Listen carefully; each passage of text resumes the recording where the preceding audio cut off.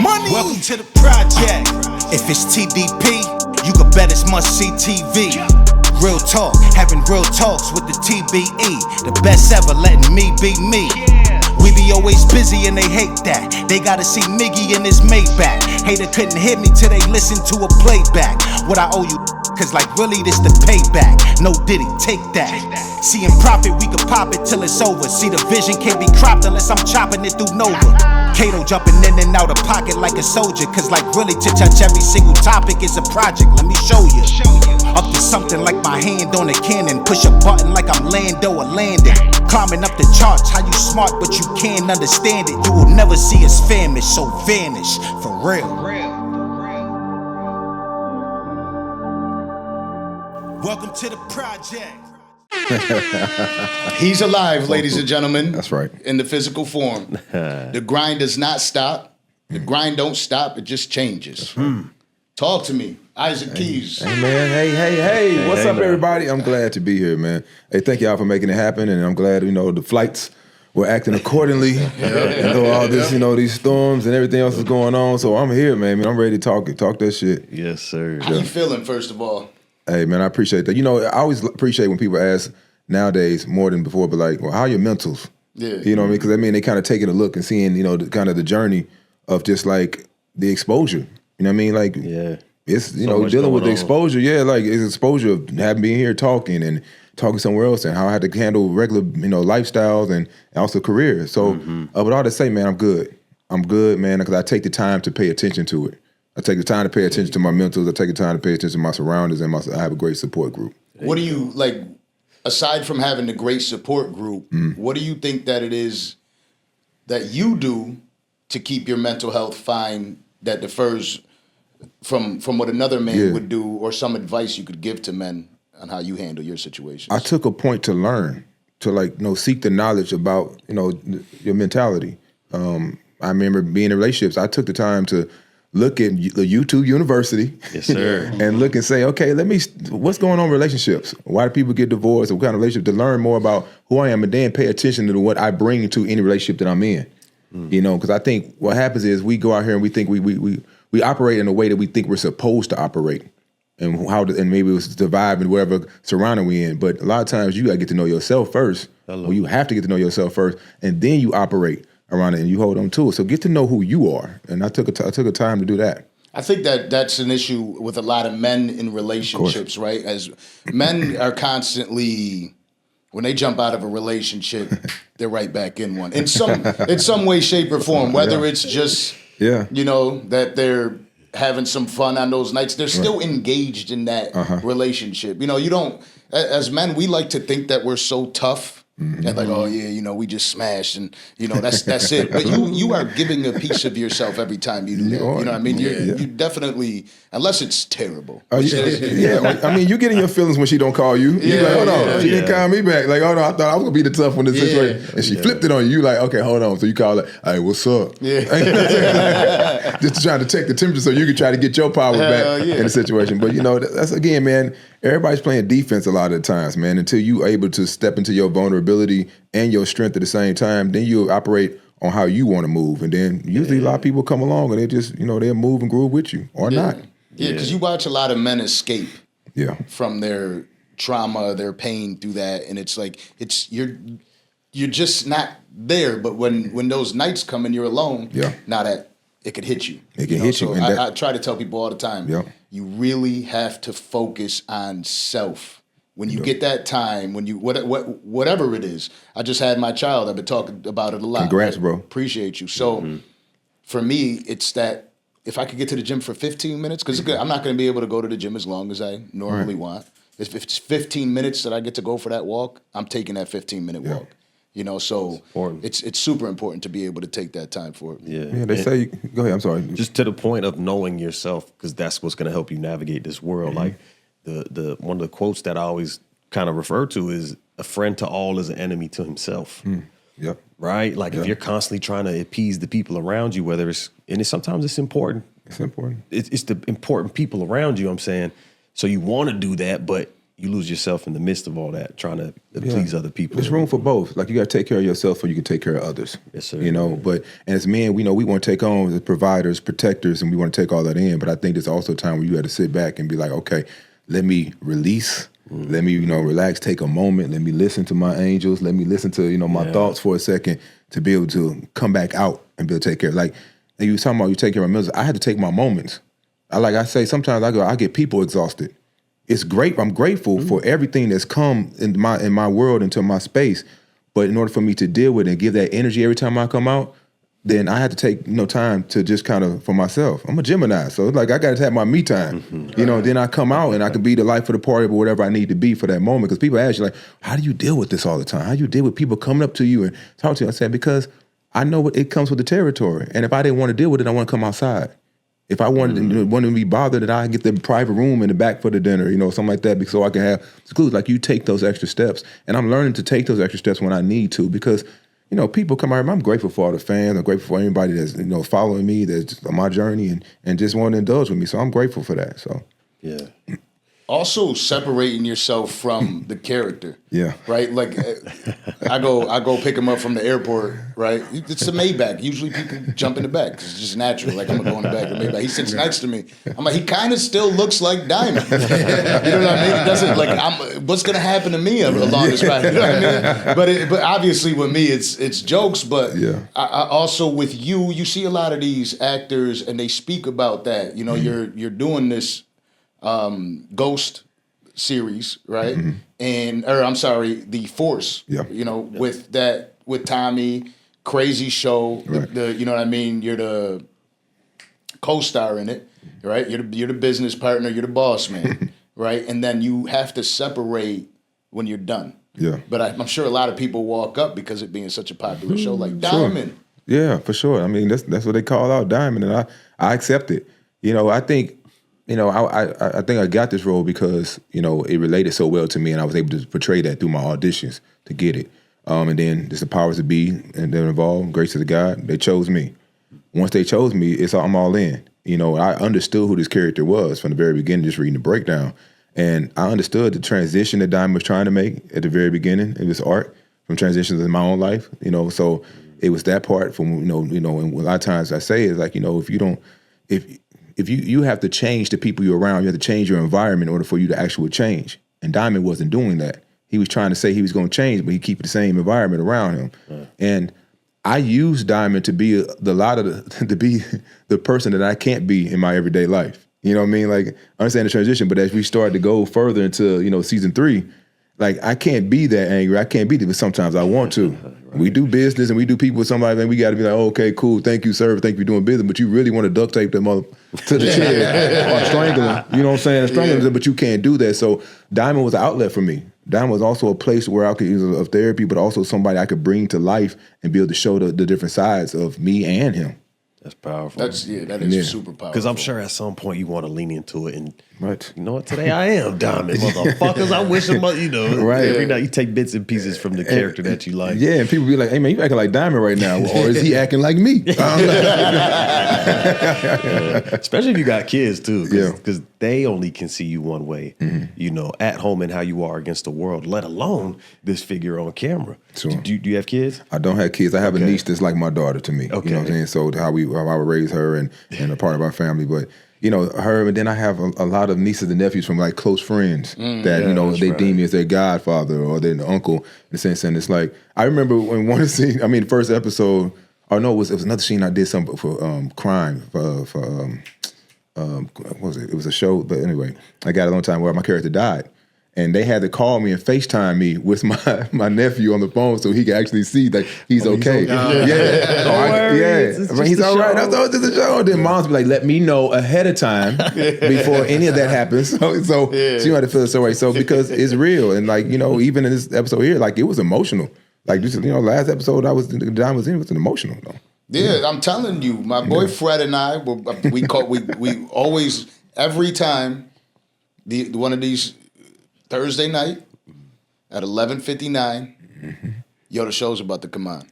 Yeah, you're right. And then if there's a call at 12:10 to 12:15, it always comes with the, yo, if you, I didn't turn it on yet, so don't say shit. You know what I mean? Right. But, right. They should have took. That's crazy. They killed Diamond. They should have killed Gennaro. You know what I mean? Yeah, because that's crazy. Because now, yeah, we should have did the interview before. I'm still here. Isaac is still here. We can talk about Diamond. So we still getting it cracking. So talk to us. Bring it back to St. Louis. Yeah. What did that environment, being raised out there, teach you early? You know, it taught me so many things. And, you know, I make sure I talk about that in the book. I have a whole other chapters where it just talks about the upbringing in St. Louis, of just my personal upbringing, but also the upbringing of the city.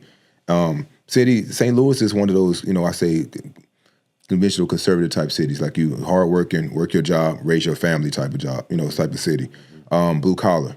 And, you know, my father was like that. My father was 38 years at Boeing, working the same job, you know, but I never seen this much consistency. That man would have his clothes laid out the night before. He had such a routine every day.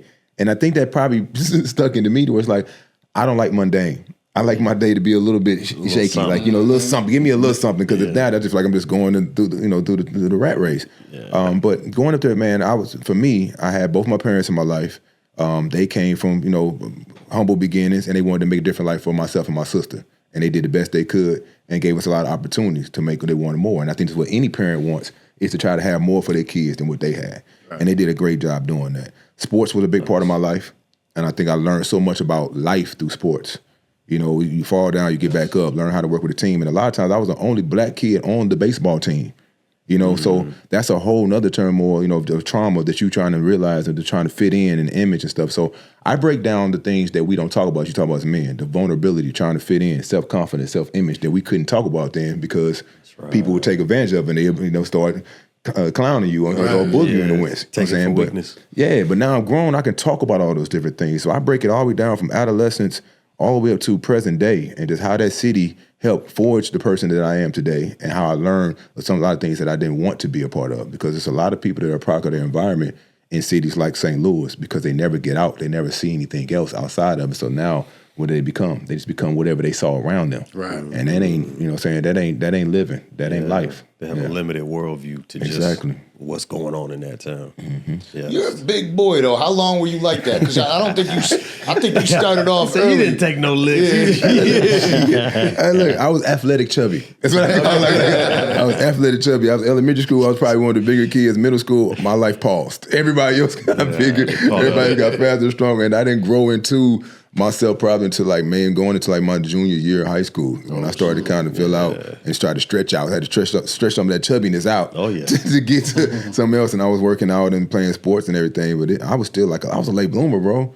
Like people look at it like I still was growing my second year in college. Damn. Yeah, like it was weird, but it was like that was part of my growth of like having to always fight and consider myself an underdog. Like I never was the biggest, fastest, strongest in sports. Never was the smartest, but my dad always used to tell me, like, man, you got to fight and be better than the person next to you, especially one that's not, you know, saying that has an advantage over you, you know what I mean, in our community. So, you know, that's my mindset. I was always like, I had to work for everything that I get, and I continue to be. That's my driving point, you know. So, you know, I wasn't. I took my licks, bro, for real, and I gave them too. When did football first enter your life? Football came in, I was 7 years old. I started baseball when I was 5, and I started football when I was 7. And even playing football, like because I was athletic chubby. I had to play up. So I couldn't play with the 7-year-olds. I had to play up with the 9-year-olds. Because we had weight things like that. Yeah, I used to be that kid that had to be standing in the weight room, for weigh-ins, be in my drawers up there embarrassed, standing in my drawers trying to weigh, or running around the parking lot with a trash bag on trying to sweat so I could make weight. Oh, shit. And so I was, you know, I played up, and I started 7 years old, and I just kind of continued to play all the way up. When did you realize, like, I might be kind of good at this? It took a minute. Man. It was like I enjoyed the sport more than I thought how good I was. Again, I was always trying to, you know, work my way up and try to be as good as somebody else next to me, or be the best athlete I could be. Especially if football isn't your first sport. Yeah. You got some catching up to do, because you got kids that's since Pee-wee right. You know what I mean? I mean, yeah, for sure. And then there's people that just, you know, they grow faster, they advance faster, or they just athletically gifted. Yeah. You know, so I really didn't realize that, man, until probably my probably maybe my third year in college. Like, and I had to grind to get to college. I just wanted to play. Like, I was walking on. I walked on to 2 different schools just because I really wanted to play football. So I realized, like, probably my third year in college, my head coach was like, hey, I just saw, how I was changing, how athletically sound I was becoming, how I was becoming a leader. I was a leader of the team. And, even I wasn't on a high level because, I was getting recruited. I didn't get recruited. So I'm battling out at Morehouse College Division II level. But I was like, if I'm going to be here, I'm going to dominate this level. And that was my mindset. So my coach mentioned to me, he's like, hey, I think you had accolades and maybe probably, they looked at for the next level. I'm at the next level. You talking about the NFL? You talking about the NFL? I would love that, and it just gave me more inspiration and more drive to keep on going, man. And I just can't tell you enough how big self-confidence is. Some people fake it, some people really have it. Yeah. And when you really have it, and even sometimes when you got to fake it, it allows you to do more than what you were capable of doing if you self-doubted yourself. So self-confidence, man, is everything. Just believe you can achieve it, man. At Morehouse College, you graduated, correct? Yes. What would you say that you learned from there, aside from academics and aside from sports? Well, first, there was no way I was going to go there and not graduate because Mama wanted the degree. First things first. Yeah. She wanted that degree no matter what else I did. She didn't care what else I did. At Morehouse, being historically black college, first, one thing I learned is leadership. I learned just respect in the more that I had because of the history of that school and because of what it embraces as making young black leaders. And it, again, as we talk about, being a proper environment, I was in this environment where prestigious young men were all trying to do something better for themselves rather than being on the streets or being somewhere where people just didn't really care. They just wanted, to hang out. Go with the flow. These people is challenging me. Like these guys are challenging me, and I'm like, we in the room, they debating. I'm like, man, I'm trying to lead. Class is over with. They ain't debating about stuff still, So along with that, I learned how to network, learn how to make something out of nothing in a situation. If you don't have the resources, what are you gonna do? Sit there and soak and complain about it, or you gonna go find it? Figure it out. You know what I mean? You figure it out, and that was one of the valuable lessons outside of book smarts. Is learning how to figure it out, learning how to get to know people, because it is about who you know. Yeah, it's about who you know and the preparation you put in before you meet that person. You know what I mean? So, and I've learned that, through networking at school and just learning, man, come on, and the camaraderie that I have with relationships to people that I still have to this day, that we still build on projects. I tell people all the time that's the hidden benefit that no one really talks about going to college. Yeah. You learn them soft skills on how to network with people, how to send emails, how to follow up with people, how to be available when you need to be available. Sure. And them skills last you for the rest of your life. They do. Because college is that place where you're trying to figure it out. It's like gives you that pause for you to try to figure out life before they either throw you right into the workforce or throw you right into all those different responsibilities, them adult responsibilities. You still kind of stalling them out a little bit until your parents be like, nah, you off the insurance. You got to pay your rent. You got to pay. You just stalling out for a little bit so you can figure out who you are.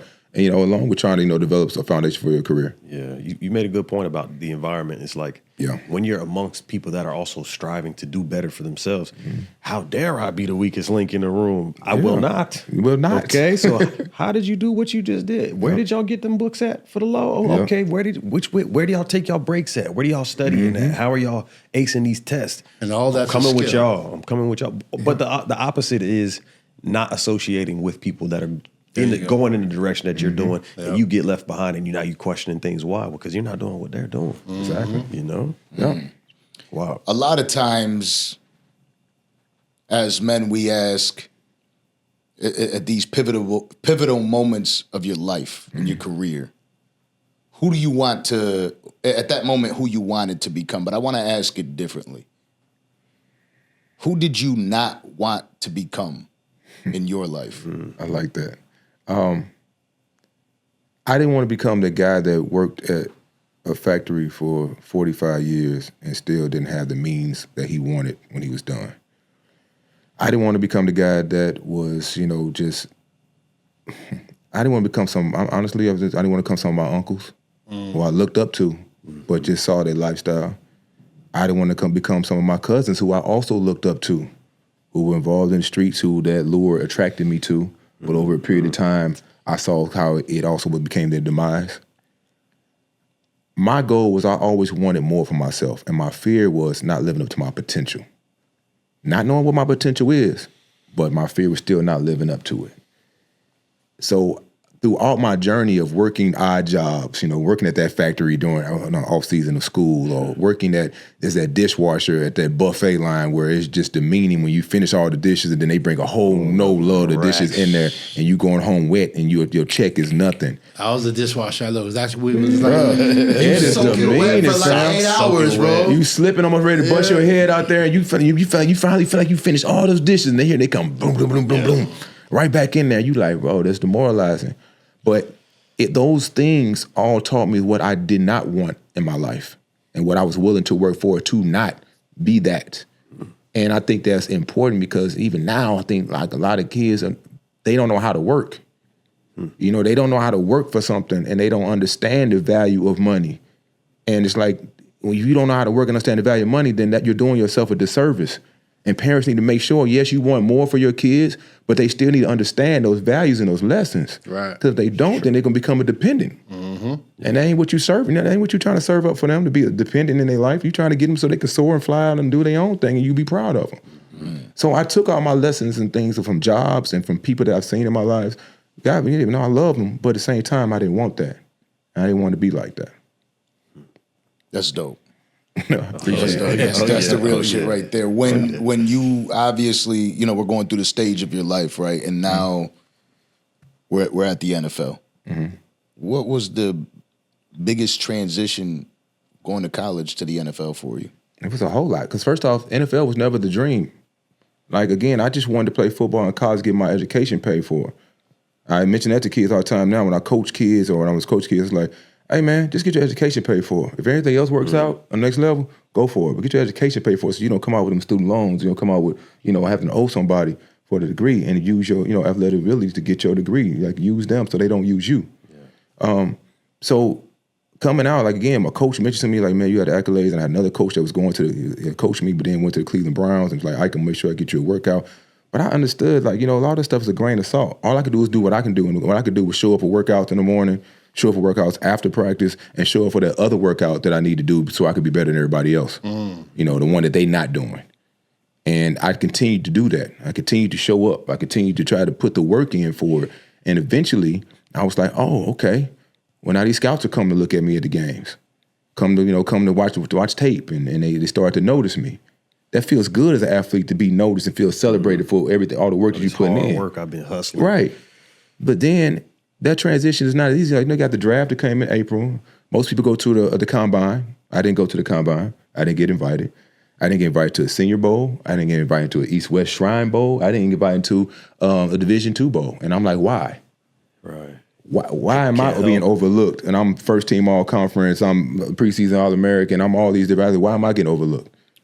So that puts a little chip on your shoulder. There's a little anger inside of you at that point. So, okay, well, I can do two things. I can just stop and just fold up, or I can just keep working until that time comes. Again, preparation meeting the moment. I did my pro days. All my pro day numbers were just as good as anybody else in Division I school, but I went to Division II school, so that means I'm not playing to get the same caliber of athlete. Mm-hmm. But my 40 time is just as fast as that guy you finna draft in the first round. I'm doing the same amount, 225, all those type of things, right? So draft came and went. I had no call from anybody. And at the time before that, the Minnesota Vikings had said they were going to be a scout that noticed me. It's like, we're going to pick you up in the late rounds or a free agent. I got that call from him as my stomach was laying on the floor of this department store because the draft was over with, and I didn't get a call from either the 31 other teams. Mm-hmm. Like, nobody knows me, and you talk to me, and I'm just like, is this an evaluation of my self-worth here? Like, how y'all see me? Yeah, your self-worth, all the work you put in. So a month later, that's when the Minnesota Vikings called me and brought me in for a workout. And, and I was... kept his word. He kept his word. He told me he's gonna do everything he could to get me there. The word is very hard to find in this business, in this world. Somebody to keep it and still stay on their radar. Yeah, you can find it. Are they gonna keep it? Yeah, exactly, for sure. And they brought me in for a workout. I remember the coach said, you can. When I talked to the coach, he's like, you can pack a big bag or a small bag, Keys, depending on how good you think you are. That's coach. Man, I came with that confidence. I said, Coach, I'm gonna pack the biggest bag I got, and I'll see you at the airport. Right. And that was it. Yeah. So, and that's how it started. But, I like people to understand that it ain't just like, what they see is portrayed as the drafts, get drafted free agent and guys playing. Like, nah, man, the work you got to put in to get there, and it's not always how you get there, it's just getting there. Right. And even then, it was still just constant work trying to figure it out. I played defensive end in college. They moved me to middle linebacker. Once I knew I was going to have to work for the linebackers my side time, but they moved me. I'm second minicamp playing Mike linebacker, not knowing what the hell is going on. That ball moving so fast in the NFL. I'm chasing like a dog. They go that way. I'm over this way. I remember, and it was so fast. I just paused one time and I just stopped. I was like froze, and it was just shoo, shoo, shoo, shoo. I was like, okay, they about to send me home. They about to send me home now. That's funny. That was me playing football. I played football. Yeah. I learned how to play organized football in the 9th grade. Okay. It's too late. Yeah, that's but late. I did have a little bit of size at that time, so it worked. But I didn't have the skills to bridge the gap. In high school, they pulling people from the wrestling team. Can you fight? Okay, come play football. You got a little dog in you? Uh-huh. So the first they wanted me to play tight end. I don't got the hands for that. So they said, okay, we'll put him at linebacker on the other side of the ball. You just got to stop the man. Don't got the hands for that. So they said, put him in at a DN position, but from a 2-point. So I'm already off the ball quick, kind of like a hybrid linebacker. Yep. Same shit happened, bro. I'm getting smacked by all the tight ends now. I got blew up. Man. My journey was different, right? Like, I did pretty good first. I didn't get drafted, but then I ended up getting drafted. Madden. But you're still in the league. Right. Yeah. Because they started doing the Madden where my player, and you could work up your way up the draft, and if it doesn't work out, just start a new one. You know what I mean? It was funny because the first time I saw myself, on Madden, that's all you wanted. But the first year, because I got hurt, I was like, shit, I didn't make it. All my friends on, I'm like, I ain't make it. It's like I ain't even in the league. You know what I'm saying? I was on reserve. But then when I did get out, and somebody posted something, it was like, oh, I got keys. Like my awareness was like, my speed was like 63. Something. On Madden, you were just watching the ball. Yeah, and I still always put myself out there too. I don't no matter what. We're gonna make some plays. That's me. I supported me. Yeah, you just change it. You edit player. Yeah. Scroll it up. 99, 99, I 99. I still got those games. I kept them. I don't know, somebody. It's gonna be an archive for somebody. One of these kids. They're gonna see this, the old PlayStation and everything. And at what point now throughout this did you realize this isn't it?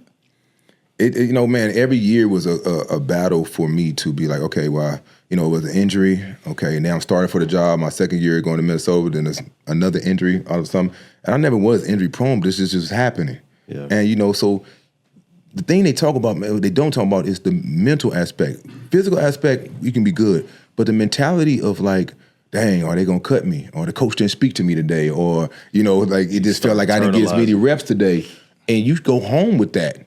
You go home and it might like this. Sometimes you can't sleep because you scared. You just not scared, but you just like you thinking about it. Your brain is constant. I had a friend. He used to take Robitussin and NyQuil at night just so he can go to sleep because we was thinking like cats used to really be on edge in these locker rooms, thinking like, man, they might cut me. Yeah, the stakes is high. Yeah, stakes is high, and then you start trying to wonder what's going on in their front office. What are they saying about me? All these different things. And those are things you can't control. All you can try to control is just, your preparation for it and what you do out there to perform it. And, so I say all to say is that, man, I feel like I gave everything that I possibly could to the game, but the game wasn't able to give it all back to me. And I left the game feeling like unfulfilled, anger, and bitter because I feel like I was doing so much. And then also when you get to the point where somebody's like, no, man, you good. I don't know, they just drafted that cat in the 3rd round and the 5th round, but you better than him. And you grading out well on everything, but then you get, and the coach tells you, oh yeah, I should have had you on active roster a lot longer than I did. Like, damn, coach, nigga. Thanks for telling me that. Yeah, like the shouldas were killing me. Right. The shouldas were killing me over that time in the career, man. And I just kept on going. It's like a bad relationship, man. You know what I mean? Like you love her, and like then she gonna cuss you out, but then she gonna give you some good. I guess I'll get through tomorrow. Yes, you're gonna get you and bring you right back in. You be like, all right, well, I guess I'll just show up and we can go get something to eat. Yeah. Get something to eat, bring you some tacos or something. But then next thing you know, it's back on again. But I never take away anything from the game because the game taught me so much, and it also gave me a platform to be able to have these conversations, and all taught me so much to be able to transfer to my next journey as we continue to go. So yeah. Would you ever say that you fell in love with football? Did you actually fall in love with it? That's a great question. Football is one of those games where if your heart isn't in it, it's gonna tell you. It's gonna tell everybody else. That's the old song. I think it was about I don't know what it was. If your heart isn't in it, why didn't you tell me so? And football, because it demands so much from you, if you have to have love for that game for you not to do, because it demands too much from you physically, mentally, and from your lifestyle. Can't be 1 foot in, 1 foot You can't. out. It's very absolute, like fighting in that way. You can't go out there and play half speed unless everybody's playing half speed, or you will get hurt, or you'll hurt somebody. Right. So yes, I love the game. I love the game very much in order for me to keep showing up and overcome all the obstacles that was thrown at me. And I think that's also why I left at that point angry, bitter, and upset and feeling unfulfilled, because the passion that I had for it, like a relationship. Yeah, you only get upset about things you care about. That's when they're gonna keep you around arguing and yelling and stuff. Like, why you baby? Because you care about it. If you don't care about it, oh man, whatever, dog, I'm gone. On to the next. Yeah, right. So I did love the game, man. Yeah. I loved it. I'm trying to tell my boy that right now about his ex. I'm like, yeah, you love it, my boy. No, I don't. You know what I mean? It's one of those. No, I don't. Yes, you do. And then it's just like, okay. It's one of those. It's just like, well, she hasn't texted me back in 4 days. So yeah, I mean, he's mad at me when he sees this. Yo, what would you say? Bring me up. But the grind don't stop. It just changes. Yeah. And then football's gone now. Mm-hmm. How does acting get introduced to your life? It was weird. I was trying to figure out what the hell I was going to do next. I say the phrase, I didn't stop playing football. Football stopped playing me. The phone stopped ringing. How they positioned me my last couple of years is like I was practice squad, active roster, practice squad, active roster, practice squad. So it's like whatever I am doing is not being seen by other teams to allow me to get picked up by the other teams, because it's like they keeping me there to be there to make their team better. We'll keep Keys out there, he'll make us better. They'll activate when we need to or whatever else. And it's like, it was just weird, and it was very frustrating. So when it did stop, I tried to go do a stint in CFL, which I did do, and I ended up starting half the year there, but it didn't feel right. And then when I knew that football was over, it's when that second year I had to get back into the NFL, and I had to go back over to CFL in Edmonton. And they played me every game, every snap in the preseason. And I was fighting for my starting job. I was starting already, but it's fighting for my starting job. But they played me every snap in the preseason, which is unheard of because nobody's in shape. Right. I said, what the hell y'all doing? And I'm getting that, I'm so tired. I'm talking about exhausted. Anybody plays preseason, you play exhausted. I tried to get off on punt. I was punting. We punted the ball, and I'm trying to get off to go down and make the tackle. Guy was stuck on me like we were locked together. I couldn't get off the block, and that's not like me. And I remember the coach called me out in the room. It's the first time I got an attitude. Like, well, shit, y'all shouldn't have played me every damn snap. Right, what you trying to do? And then first time I ever did, here it comes. And then they brought me in the room, and they decided to cut me. And I've been in rooms before in the NFL. I've been cut by better places, sir. The writing's on the wall. I've been cut by NFL teams, sir. You just CFL stuff y'all talking about, yard off the ball. So they decided to cut me, and it was the time where This is during the game? No, this was after the game. After they did play me, and they said, well, you know what we were trying to do? We were trying to trade you. So we were trying to have you play all this game. Oh, so that's your little plan, your scheme. Right. This is the first time I cussed everybody out in that room. I cussed the walls out. I cussed all the coaches out. I cussed the desk out. Because any other time I was trying not to burn any bridges, and you had to be, very professional about it. At this point, I just felt like it was over. It was so much going on in my life. I had real estate crashing at home because of real estate properties that I had. I was trying to do this. I had a big bump on my nose from stress. You know what? Fuck this pimple. You know what, man? A pimple on my nose that lasted for a month? Like, this is not a pimple. What is this? This is a stress bump or something. I was going through it in life, period. That I cussed every coach out in that room and everything in that room, and I felt good about it when I was done, because it was like I finally unleashed that diamond part that I did not know, foreshadowing that I did not know at that time, because I was over it. And I was tired of feeling like people were taking advantage of me and feel like they were just using all my work. Yeah, like using work. And so that was when I knew it was over with. And then that point, it's over. So what you gonna do now? Gotta fight before you back to Arizona, and what you gonna do now? And I was trying to figure it out, man. I did so many things. And you're how old at this time? I am 30 years old, 30, 31, and it's like, and that's old in football life. Yeah. But this is like just the beginning of, your manhood in a sense. Most people, they talk about that. Most people trajectory, they leave out of college, they're working their career, they're working their way up from 22 up to 30. Mm-hmm. So I went from here to here, like the plateau off, because now I'm trying to go to where they are. Now you're used to that because your come up was the same. Yeah, the come up. You know what I mean? You were bigger than everybody else, and it stopped, and now everybody started outgrowing you. Exactly. So there's a pattern here of how that would happen. Yeah, and that's right. So here we are, and I'm trying to figure out what I'm doing. And this is the time where mental health is not talked about. We don't talk about depression. We don't talk about mental illness, and we don't talk about those things because all we know is to suppress it. So even through the sports, it's like, okay, you hurt, get up and keep going. You're not feeling well, get up and keep going. The thing that helped me is this, because I'm not knowing what's going on. I was doing so much turmoil, man. This was my rock bottom at the time because, again, real estate was crashing. I was losing these homes. I was losing my own money because I thought I had to keep these homes up. On the finance side, I did not know. Nobody teaches you finance. You had to seek that knowledge. Right. It's true. I saw dollar signs. I made more money in real estate than I did playing football at that moment. Because I had like $3 million something houses, $1 million homes in different places. I had my own house, and I had one in Atlanta that I did real estate with some old teammates. So we're about the same age. So this is like 2008 you're talking? Yes, sir. Yep. You know the big crash. Yeah, the big shit, Yeah, so I had all this going on when I was using my own money to try to keep these houses afloat, along with the money that I got up front, because I didn't know I should just let them go to foreclosure. Yeah, you're putting good money after bad. Now I'm using my liquid. Exactly, I like that. Good money after bad. Shit, damn, I wish I knew that. Where the hell you was at? Where was you at? I was going through it too. That's how I know. Right. So, man, I was going through this rough part, man, and I was like, when I talked about it, like I had $50 in my account at one time, man. And I felt ashamed. I felt like sad. I felt like I was letting so many people down. But realizing I was putting all that on my own brain. Mm-hmm. Nobody else really felt that way. Nobody else really knew, honestly. People that just knew I was in the field, they just like, man, I hope you get together. I saw you got released, but we get a team. But they didn't know I was going through this because what I'm gonna tell them for? Right. So I was just the steps I took was to keep going. Okay, well, let me try personal training. I know how to work out. Then next you get a bunch of strippers that don't want to pay you, but they want to work out. Right. Your number one clients, but then they want to try to flirt with you, so you ain't got to pay that monthly fee no more. You did? Now they're not clients. Yeah, now I'm dating a stripper. You know what I'm saying?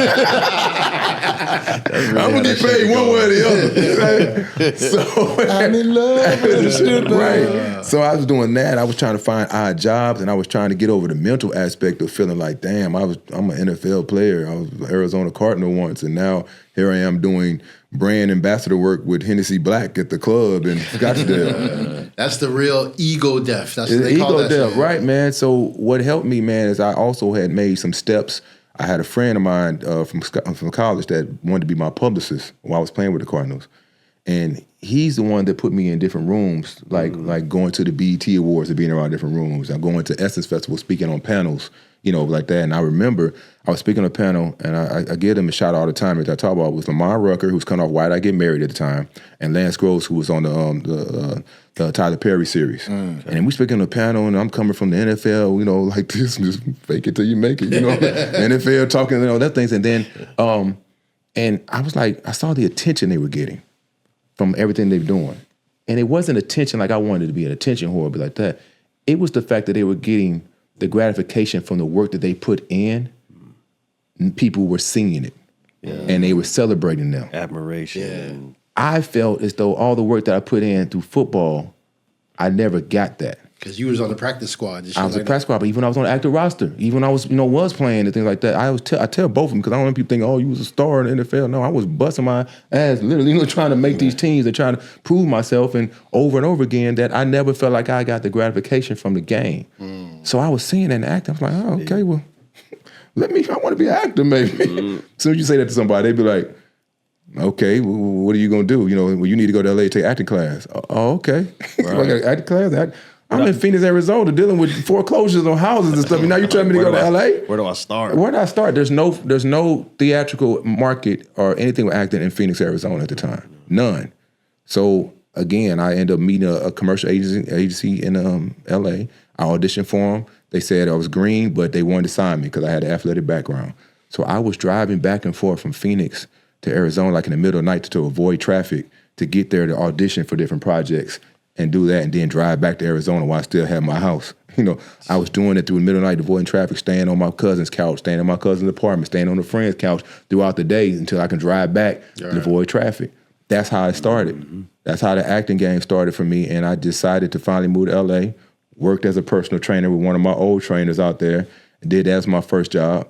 And I continued to audition until he had to fire me because I'll be calling him like, hey, man, I got an audition. I can't show up to train these kids tomorrow. He's like, Ike, what the hell you doing to me right now? I was like, I can't do this consistent work, man. I can't do this. I'm an actor. I'm an actor. I got to be an audition, sir.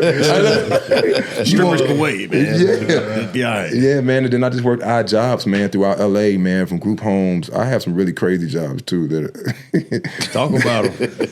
Because me, too. So I had this one job where, you know, my sister was in Vegas. She met knew this guy through her job, whatever like that. And he's like, hey, you know, if your brother's looking for work, you know, I have this program. I like, yeah. I'm a program. We deal with kids and like that. I said, okay, cool. He said, okay, well, this is our first thing. He called it a mission. I'm like, a mission? Wait a minute. He said, okay, well, I'm gonna send you a plane ticket. You're gonna plane. We're gonna meet me in Houston, and then from there, I'll give you more details. I'm like, bro, I am so desperate for money at this present moment. Like, I'm like, all right, man, don't be on no funny shit. Get to Houston. It's an intervention program. We're literally meeting up and getting a rental car, driving to a kid's house, waiting outside until the kid goes to sleep, and the parents call us and say, he's asleep. You guys can come get him. It's me and this big Hawaiian dude showing up over this this teenage white kid while he sleep. And we stand over looking like this when he wake up, like, come hey, with me. Don't be alarmed. Don't be alarmed. The parents in the doorway looking like this, like, it's okay. Just go with them. Go with them, Jonathan. Go with them. These are your new parents now. Right. So he's like, don't be alarmed. Okay, get up, son. They got your bag packed already. With your essentials. And we take him to the car. We watch him. We're waiting for the next flight to come out. Then we're going to go. We go get something to eat. I got to watch, make sure he ain't a runner. I said, he a runner? He might be a runner? I'm like, let me tie my shoes. Let me tie my shoes up. Let me tie my sneakers up, man. So, you know, and I was like, this is wild.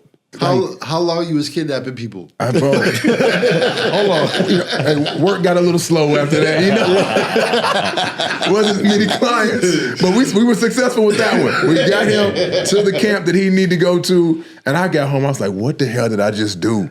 What was I a part of? I have no backstory. Right. I just going by what the parents said the kid was being a little out of whack and whatever, and they felt like they needed to send him to a camp for intervention. I said, man, I don't know what I contribute to there, but I did that once. There's a federal crackdown. We picked up a gentleman, former NFL player Isaac Keys. Abducting kids. I've heard of those programs. So that's like every kid's scared nightmare. straight. Hey, what? I was scared for the kid. It was my big ass and this bigger guy. Don't be alarmed. We got you.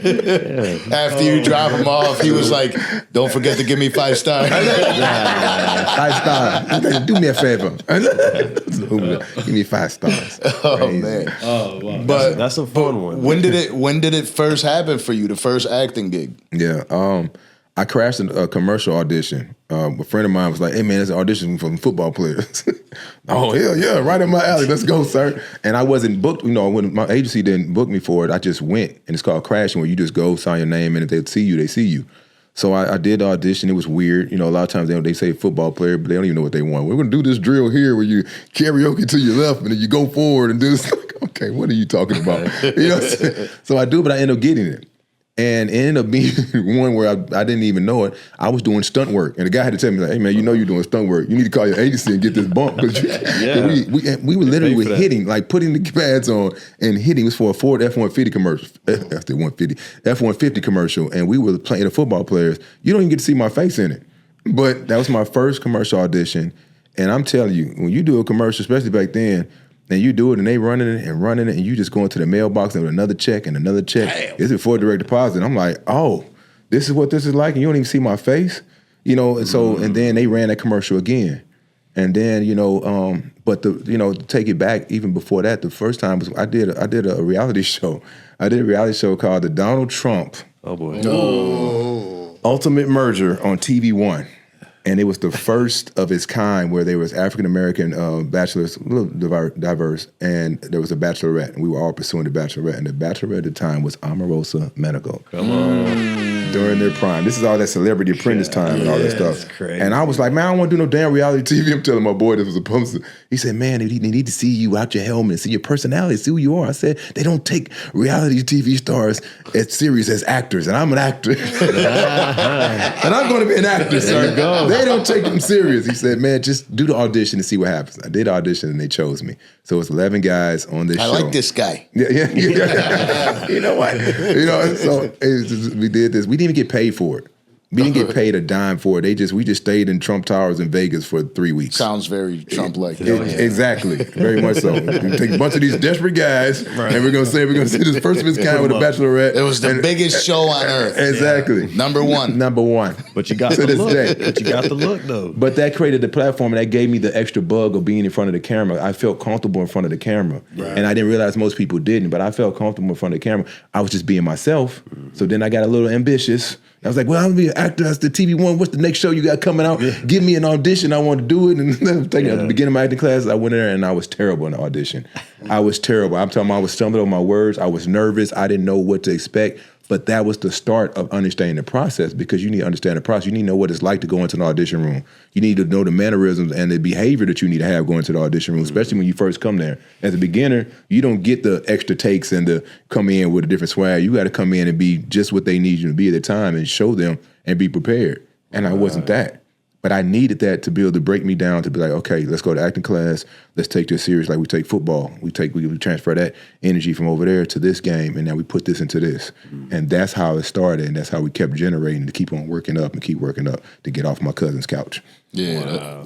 That was going to be one of my questions. He's off the couch. I'm off the couch, baby. That was going to be one of my questions. Like, at what point and or where or from who did you find your confidence? Because when you are known for doing one thing for so long and that really does become your identity, it's not a fictitious thing. It's really who I am or was.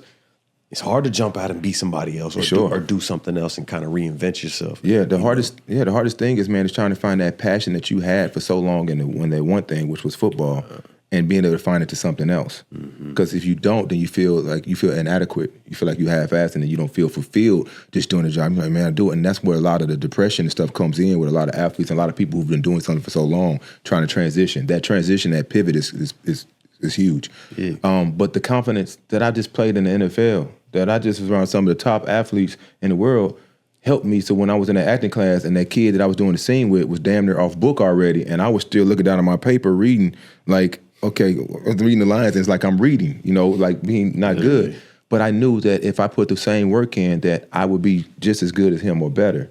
I just needed to give time. I needed time to practice, in that aspect and to get better. So and that's that's what life is. That's why I say the grind will stop just changing, because you're taking one thing here, and when it changes, you're able to use some of the things you learned in that to move over to the next one. They're transferable.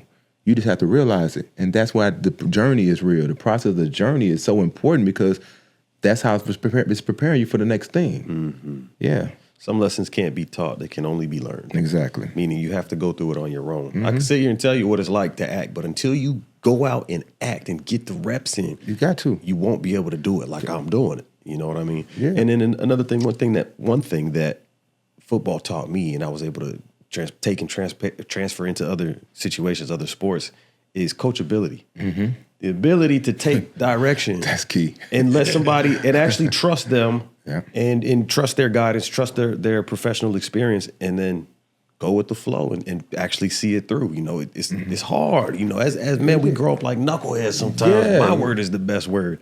Yeah, my parents would get mad. You listen to that coach more than you listen to me. I just need to hear it from somebody else. You know what I'm saying? I got to rebel against you. Yeah. But it's adaptability. I mean, how many times in our life that we go through something and we get upset because we just didn't learn from it the first time. Yeah. Like you talked about your friend, in this relationship, you could talk to him about until you're blue in the face. Yeah. He's not going to get it until it's time for him to get it. Yeah. And unfortunately, in football and sometimes in a career, if you take that long, somebody else is going to step in and take the job.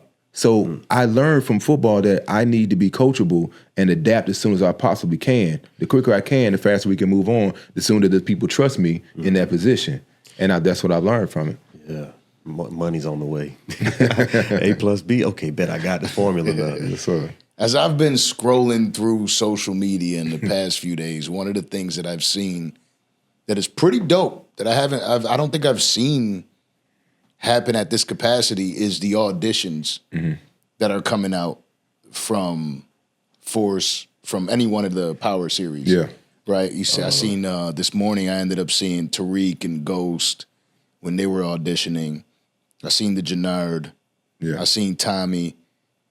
I think that's pretty dope. Yeah. And it's different. Yeah. Raw. Are there any of yours? Well, mine were done in a garage and during COVID for that. I don't know. They may have the one we did with the test read that was on a laptop, but I didn't have mine taped because the guy who I did it in his garage with, because at that time it was COVID when we were auditioning for this. And it's like everything was so shut down. I knew a guy, he had his whole setup in his garage, and so he probably has it on tape. I just was sending it in. But I love it because it shows the vulnerability of the actor, and before we actually figure it out, before we figure out who that character is. Because that audition, we're still going in blind. Of course, when Tommy did this so many years ago, Joseph Secor had to create this character. He didn't know who the character was. He had to understand him, and then he created that character to what it is today, and such a great character it is. And same with me, with Diamond. It's like I knew what he was on paper, but once I get the words from the script and everything, it's different than when I did an audition somewhat. It's similar, but it's different because now I have more information and I have more things to go off of. So I love to show that rawness and the vulnerability of actors because, the audience is only able to see us on TV and see the finished product. I am big on showing the raw product to see where you can see where it started and where it's going and where it's gotten to, because that's the growth. And I think people need to see that because we're in this era of self-gratification of seeing, I see the money, but they don't see what the person did to get the money. They don't see the person get the car. They don't know the story and the stuff behind it, and they just want it. That's a great point. So it's like I love showing the story. I call it the story before the glory. Yeah. Hey. I've been amazed by it. I love seeing it just because for me, that is super important too. Knowing where this came from, how it began and where it's at today. And this for me is pretty fun for this part of the episode because I'm a big fan of the show. Yeah. You know what I'm saying? So how did this come about for you? Like when did you get this role? What was it like knowing that, damn, I'm about to be on one of these TV shows for 50 Cent? Bro, I had the pleasure of being on a show prior to Force called The Oath. And The Oath was on Sony Crackle. And it was a police drama. And I played one of the gangsters in that show. And that was produced by 50. And it was about, police officers, the gangs within the police force. And then there was street gangs and how they coincide. And it was a great storyline. We shot in Puerto Rico. It was great, and I had a pleasure to meet 50 then. Then time goes, I did a show called Get Shorty and simultaneously. And then I get this audition for this. And again, I auditioned in my boy's garage, self-tape it there, send it to call back. And then I got a test read with Joseph on the laptop. And I'm like, bro, I'm a big fan of yours. You know what I mean? He's like, well, I'm a fan of you. I'm like, what? Really? Shut up. You're not a fan of me. Stop lying. So we had an audition. And then I was like, I felt really strong about the audition. Especially because it was the scene in episode 2 of season 1 where the police officer approaches Diamond in the car and he keeps his hands on the steering wheel. And with that climate, it meant so much to me and the culture of being able to portray that character in that role, dealing with a cop, of being racially profiled and dealing with the racial aspect. And that was a scene I auditioned with too. So, I did that. And then, when they gave me the call to tell me that I got the role, bro, I'm talking about, man, I done jumped and hit my head on the ceiling. And, it was weird because I still, they told me that I have already had it in October, November. And I still didn't believe I had this role until we started filming in February. And of course, there was a scene where it's me and the character Tommy in the alleyway, still episode 2. And I'm like, I'm on freaking power right now, bro. I'm like, I'm actually doing now, it. I'm seeing his eyebrow raise up and his smirk he does. I almost lost it. I had to stay in the scene because I would be like, cut. Cut. Where are we? This shit's cool, I'm like, man. we on fucking power, y'all. Hey, y'all, we on power. So I was, and that's kind of when I realized, and it was like, and it was one of those things that just like, all right, man, like believe it. You work to get here. Now make sure you do everything you can and bring this character to life and bring value to the show. And that's what I worked on every day because we from day one, we always knew that nobody's safe in power. Power never dies and nobody is safe. So, make your journey worth it because you'll never know when you're going to leave it. This is the last episode. Right. Yeah. Power legends. You know what I mean? So what was more satisfying, that moment right there or that first NFL snap? Shit. One and the same, man. Because I'm on different journeys now. Like most people try to live the dream and they try to live one dream. They try to fight to live one dream. I sit there and say, man, I've lived two. I made it in the NFL and played there, and then how the hell do I get on Power Book 404? In my mind, I've made it in 12 years in the NFL, and I would have been living in a cul-de-sac with my mom on one side, my sister on one side, and we're just riding the wave. And now here we go. Like again, it just changes. So now I'm on this acting game, and it's like it just feels fulfilling as well because not only did I put the work in, but I'm being seen and celebrated for it, bro. And that's what we were. I'm able to talk about it. You know what I mean? And that's what feels really good about this. It makes me want to do more of it. And how can I have an impact on others, either acting or just on life, period. Right. That's what I feel, my driving factor now. So yeah. Yeah, that is exciting. I hate when I get excited and I jump in my head. It's the same time. I had a short roof.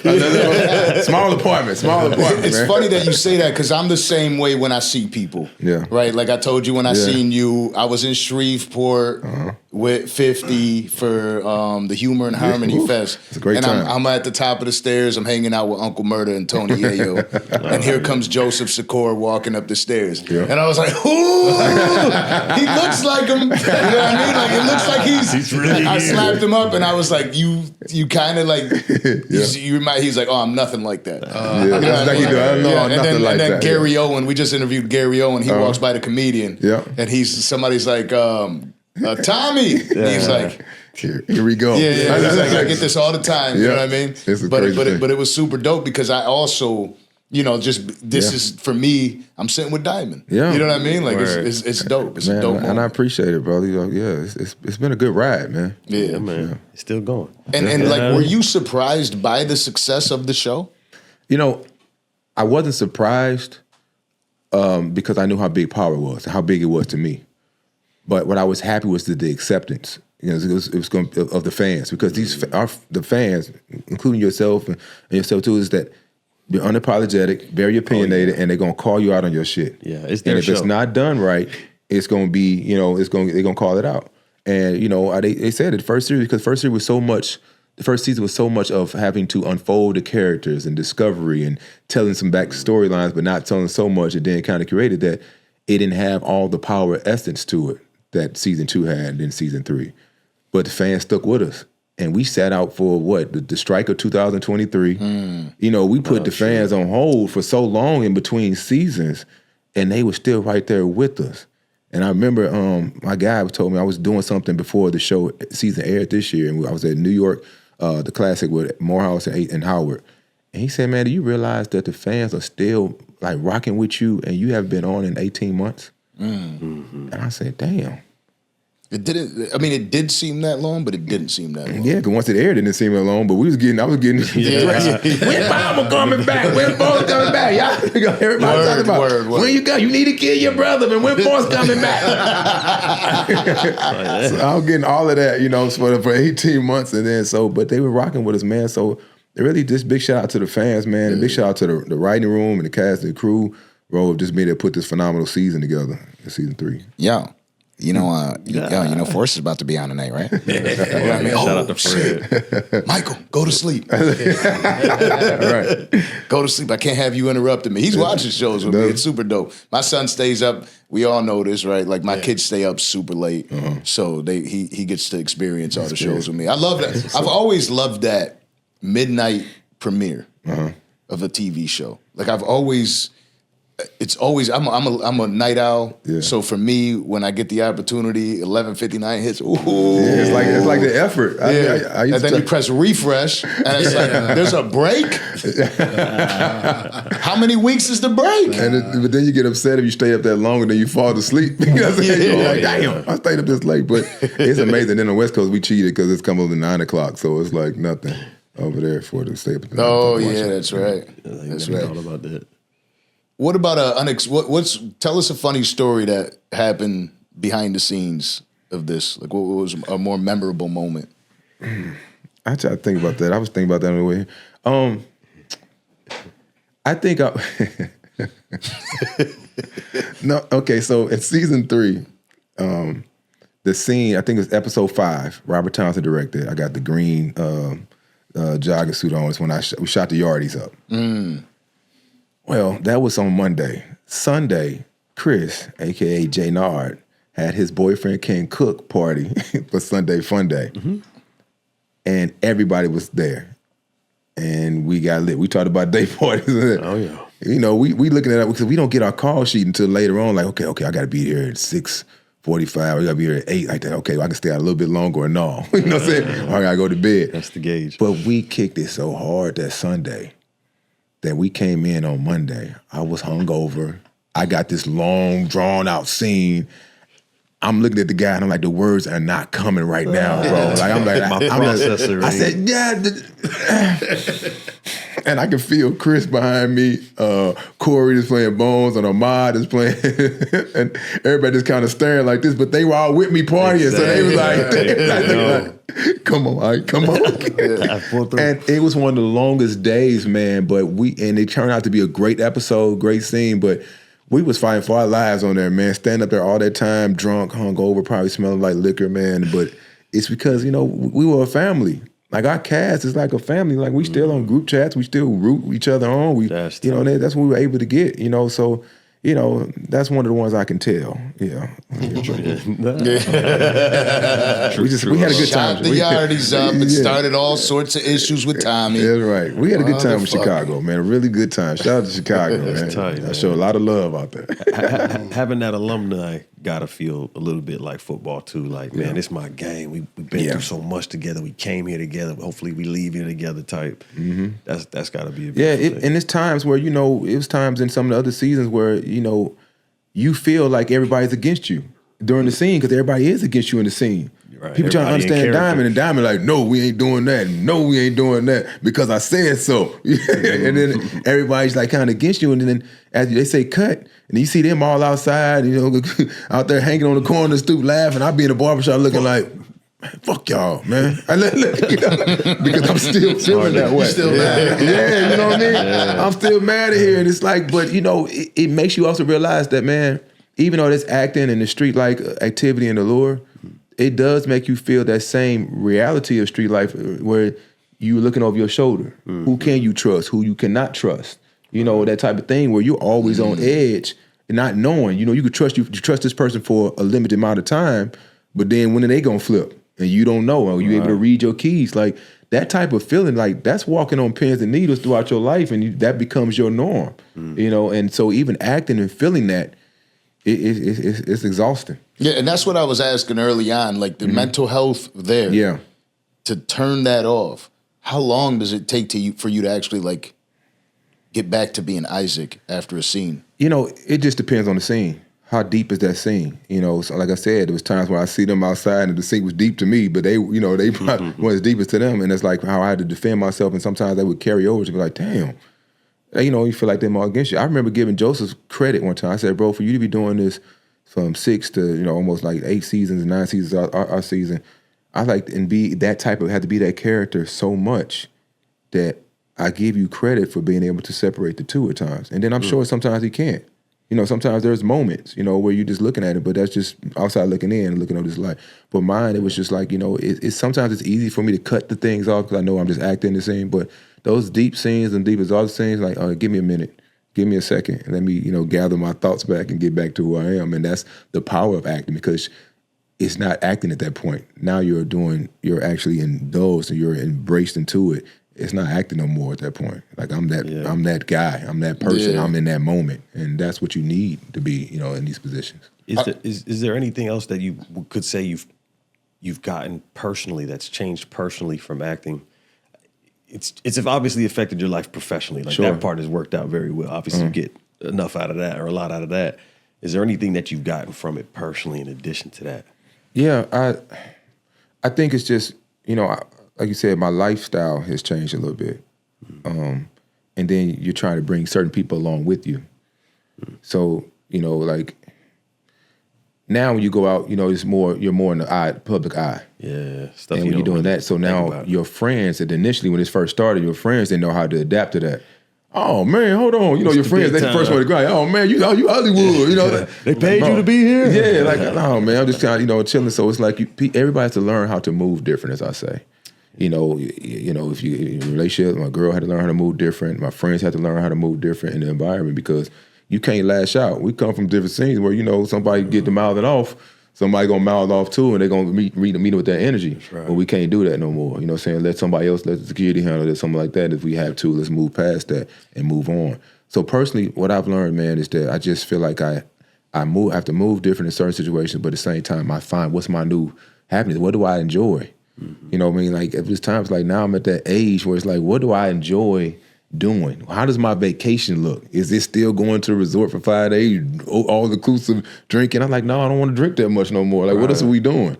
So I'm at that point now where I'm trying to figure out what else makes me happy and enjoyable in a sense. Yeah. For as vacations and my time. I started playing more golf. I like bowling. You know what I mean? I like family and friends. Finer things. Yeah, man. But I like the kickbacks. I like being able to sit here and smoke a cigar and have some drinks with friends and laugh and do those type of things. I love those type of things. Like, so it's like more, it's just kind of the camaraderie of being close to people that I know that appreciate me and I appreciate them. What was it like meeting 50 for the first time? It was very surface level.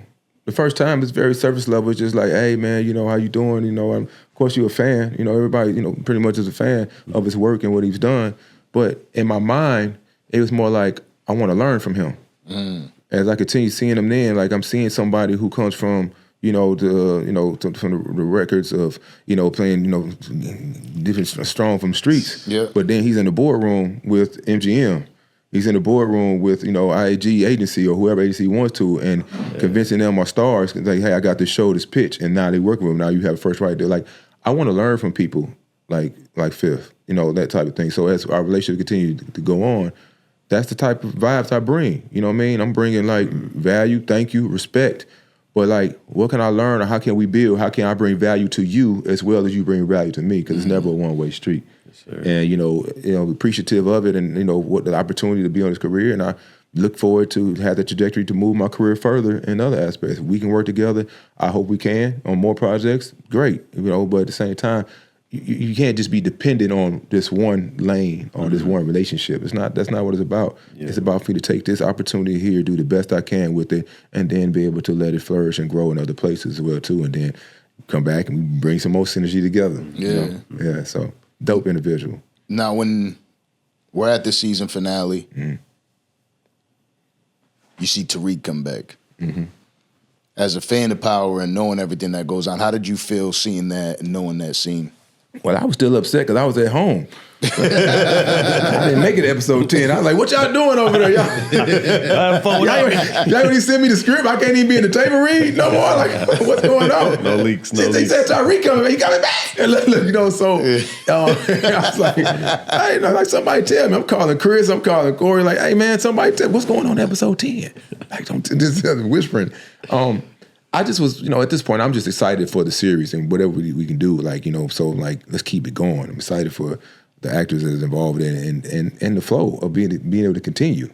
Again, Power never dies, So, for Tariq to come back, I think it's exciting for the fans to see what's going to go, the build up to it. And the stars did a crazy job by doing episode 9, leaving with that bang, with Diamond getting to meet his demise, but then making everybody wait a whole week. So they had to sit on that before episode 10 and come up with all the theories of what's going to happen and everything else. And so, it built the attention. So I was just, I just felt like we did a great job, man. We did what we were supposed to do. Of course, we wanted to continue to go on for, our 4th year and so on. Yeah. But business is business, and that's the business. Business is business. Yeah. But I'll tell you this, Tommy's brother, they shot him up. Yeah. He's dead. We get a funeral. Diamond ain't getting no funeral. I didn't get no funeral. He didn't. I didn't see no funeral.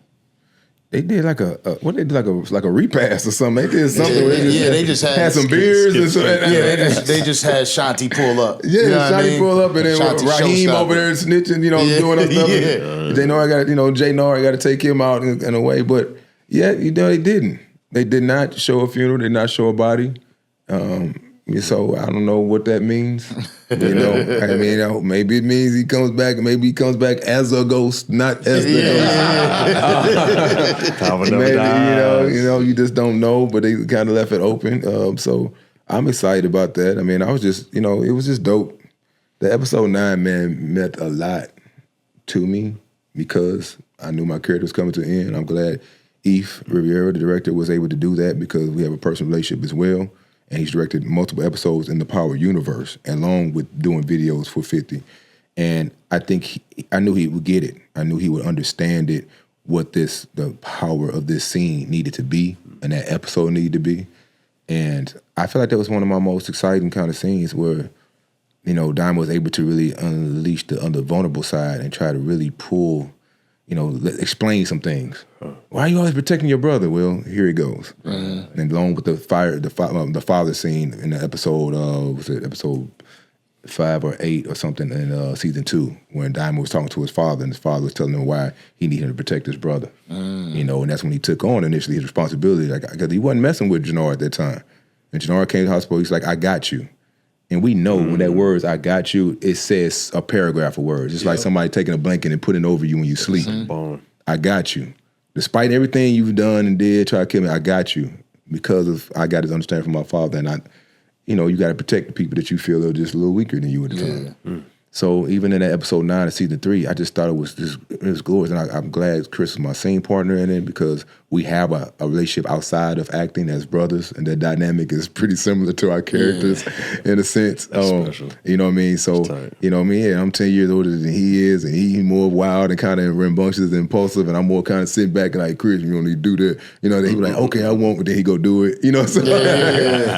So it just felt good that we could do that scene, man, and try to explain a lot to the audience and everything. And it was just an emotional point in life and emotional scene. Yeah, it was. The scene was crazy. I'm on the couch. It's late as hell. They're asleep. Oh, he got him killed. He fucking Can't believe it. yo. He got him killed. I'm texting Fred. It's fucking crazy. Wow. Because I like to at least give that hint out. Wow. Yo, wait till you see this. You watching? Damn, crazy. Yo, it keeps getting crazier. You know what I mean? Because that's, God, I could find those texts right now because I was pissed. Yeah, man. And fucking Jannar that's always fucking shit up. Yeah, he should have been Jannar. It should have been your brother. What your dumb ass drunk ass Diamond stepping in front of the way of the bullet for his brother? He should have listened to that fucking conversation. He knew he was still using. Man, but the fans were so, no, they were doing obituaries. They posted obituaries. I got people calling me, real like, "Man, you all right?" They didn't read and say it said Diamond Sampson on the thing. I mean, one guy made a T-shirt. He had the whole T-shirt with Diamond on the front of it. Rest in peace. I said, bro, I love bring y'all. that energy out. God damn. I love y'all. How man. long after the final shoot does it take for you to actually see the production? We don't see it. As actors, we don't get to see any of that, honestly. The people So how long before until the episode 1 starts? So for press, before this actually premieres, they usually send us some screeners. So they'll give us the first 3 episodes. This past year they gave us the first 5 episodes, so we could talk about it with media and have an idea. So I was able to see the first 5 episodes before the first one aired of season 3. So that's our first time being able to see it. But what's the gap between the final shooting date to that though? Shit, it was 18 months. It was Damn. Well, about that, but we finished shooting season 3 in July of 24. Damn. And it didn't air until when? November? See, that's exciting. Though, November man. of 25. But that's tight though, because when when man, it I would does drop, hate that shit. I'm impatient like a motherfucker. I mean, we forgot what was going on. Me and Chris were talking like, man, I don't even remember what happened in episode 1. Oh, damn, that is when it happened. Like we will forget because we're in that moment. We shoot. It takes like 11 days to shoot one episode, and so we'll shoot. And some days you may work one day you may work 5 days, depending on what's going on in the episode and how they shoot it. So you don't know which take they used or nothing. You really don't. But you kind of like because there was a in the dying scene for Diamond mouths when the script mouths, I forgive you throughout the blood. And I thought that was so powerful, but some reason it didn't make the cut because they had to cut out a whole scene in that because there was so much going on in every episode. But episode 9, so much was going on. They had to cut another scene with Marquez where Miguel came was shooting on Marquez's house after we had left.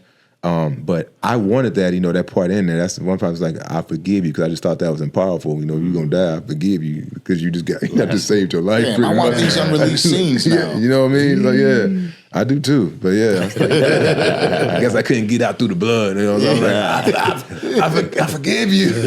Continuity.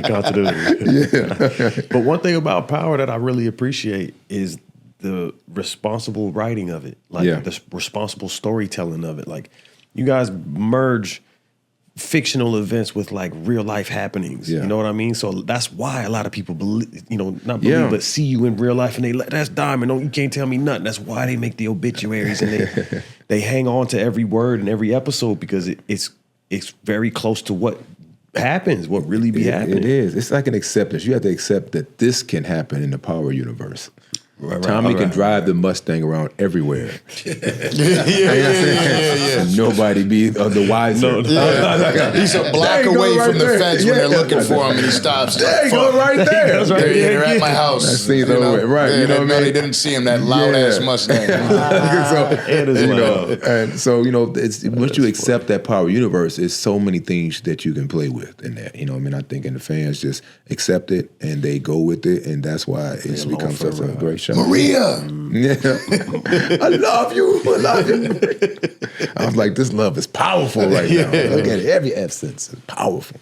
After the world gets to see Diamond, primarily Hollywood, do you feel that you're more respected and Hollywood finally understands who Isaac Keys is as an actor now?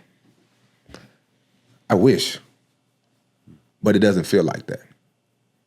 Like when I take the consensus from fans and come up to me, hey man, not only do I love your show, but you're a great actor. I love what you did with that character. I really felt it emotionally attached to the character. You're a great actor, and hearing that over and over again, but then not seeing the same amount of auditions come in from the industry that I feel comes from the fans and from people that see the show and watch the show. It's frustrating. Naturally. It's like, because I knew this day would come, whether it was today or 3 years or 4 years down, this show was going to end at some point. And I was always talking to my agents and managers like, hey, we need to maximize the trajectory. We need to maximize this, where Diamond's going, where the show is going. And I'm talking about I'm on them. Here the day comes, and I still feel like, what's happening? Because people always say, well, so what you working on next? What's on next? Man, I wish I could tell you that the next project was coming out. I got 3 of them lined up. That ain't the case. That ain't the reality of it. That's the reality of an actor. You can be on a show, a hit show for 3 seasons and everything else, or 4 seasons, but then you may hit that valley where it's like, man, I ain't had a show in 2 years. Or I ain't worked in 2 years. So what else you doing? And that's why I saw the value in the story that I was always talking about. You got to learn how to manage your finances.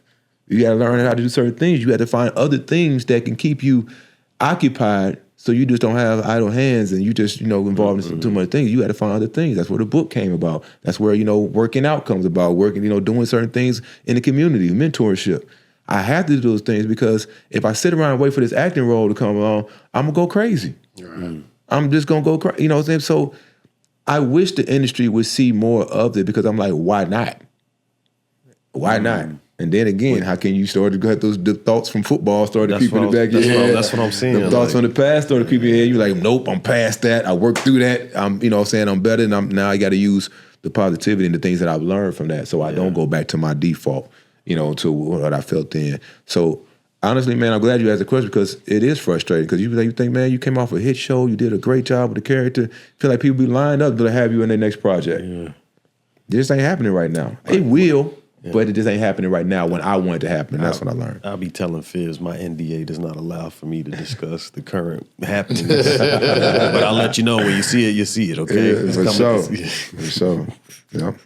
Your entrepreneur life. Talk to us about that. I know you have like a wellness spa. Yeah, so I have a IV therapy, health and wellness spa. So it's called Prime IV Hydration, and it's a franchise. It started in Utah. When I started to make, have some finances about myself, I'm always looking to see how I can bring somebody else along. And my sister is already in the medical field. My best friend, who was he's a part of the Prime IV franchise and had some in Georgia and became like the regional director down there because he was getting involved in franchises. Told me about it. I mentioned it to my sister, and we talked about it. We had a lot more meetings about it, and I was like, man, I'm already into health and wellness. You know what I mean? I understand what IV therapy is because I used it when I was playing football to stay hydrated, but also to get all the vitamins and nutrients intravenously that would get into my blood system for me to go out there and perform at my highest level.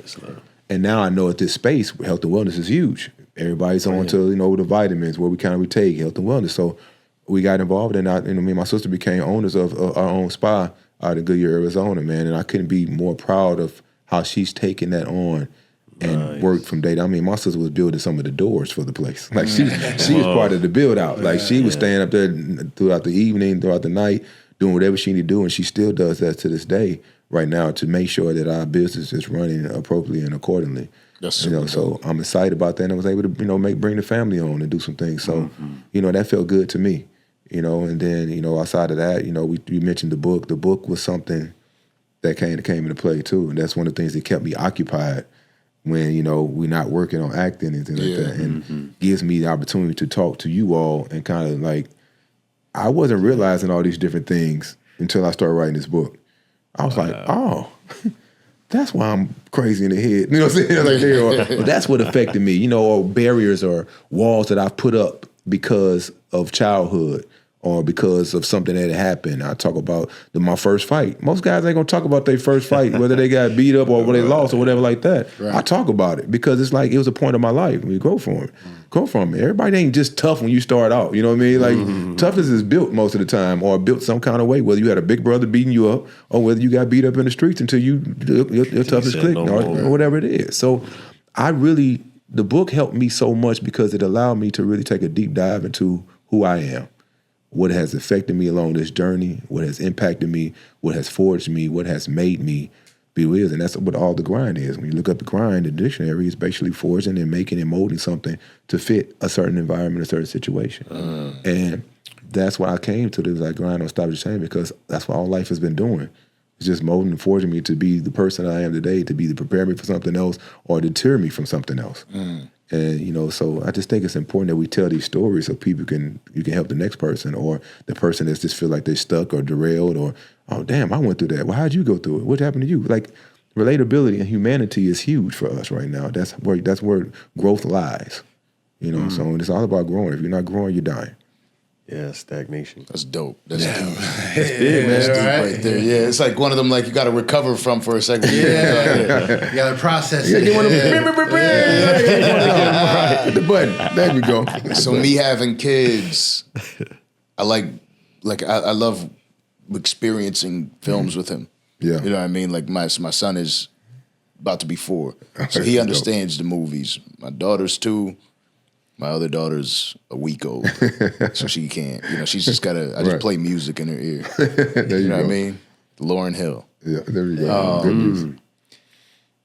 I'm watching Jurassic Park with him. Yeah. I see him go by. Security's there. It's Mr. Isaac Keys. You know what I mean? I'm like, ooh. Like that Leonardo DiCaprio meme? Yeah. There he is. Yeah. What was it like being on that set? Because that had to be an incredible production. Incredible production. I got that role and I thought I was, I'm being the black man in a Jurassic World dinosaur. I was like, I'm definitely going to get AIDS. I'm going to die. I'm definitely going to die. So I thought, this ought to work on, like, They start practicing. The dinosaur. So, how big's the dinosaur? Right. It's like that. So, but I got in, it was a control room security guard on this major set. And you know, of course I was ecstatic. I'm happy I'm working. And that's a big year for me. I was getting like guest star roles here and there at Supergirl and, you know, some other shows at the time. And I got this. I'm like, wow. It's a bigger story than that. Like, I think my manager at the time was probably more excited than I was. Take a picture of the car that picks you up. Takes a picture. Of you get on set. I'm like, first of all, NDA says do not take any pictures, ma'am. And I've been picked up in a car before, so relax, you know. So, but on that set, it what allowed me to realize that I can do that. Literally, I pointed at Chris Pratt during one of the takes when I wasn't in it. I can do that role. I want to do that role. I want to be the lead in an action film like this, and I can do that role. So it was like, again, when it was believe, and you see it is believing, and believing is achieving type of rooms. And then being around all the other cast members on there, man, it's like, in this big production, like, this is what I want to be a part of. And I needed to see that to help in my growth.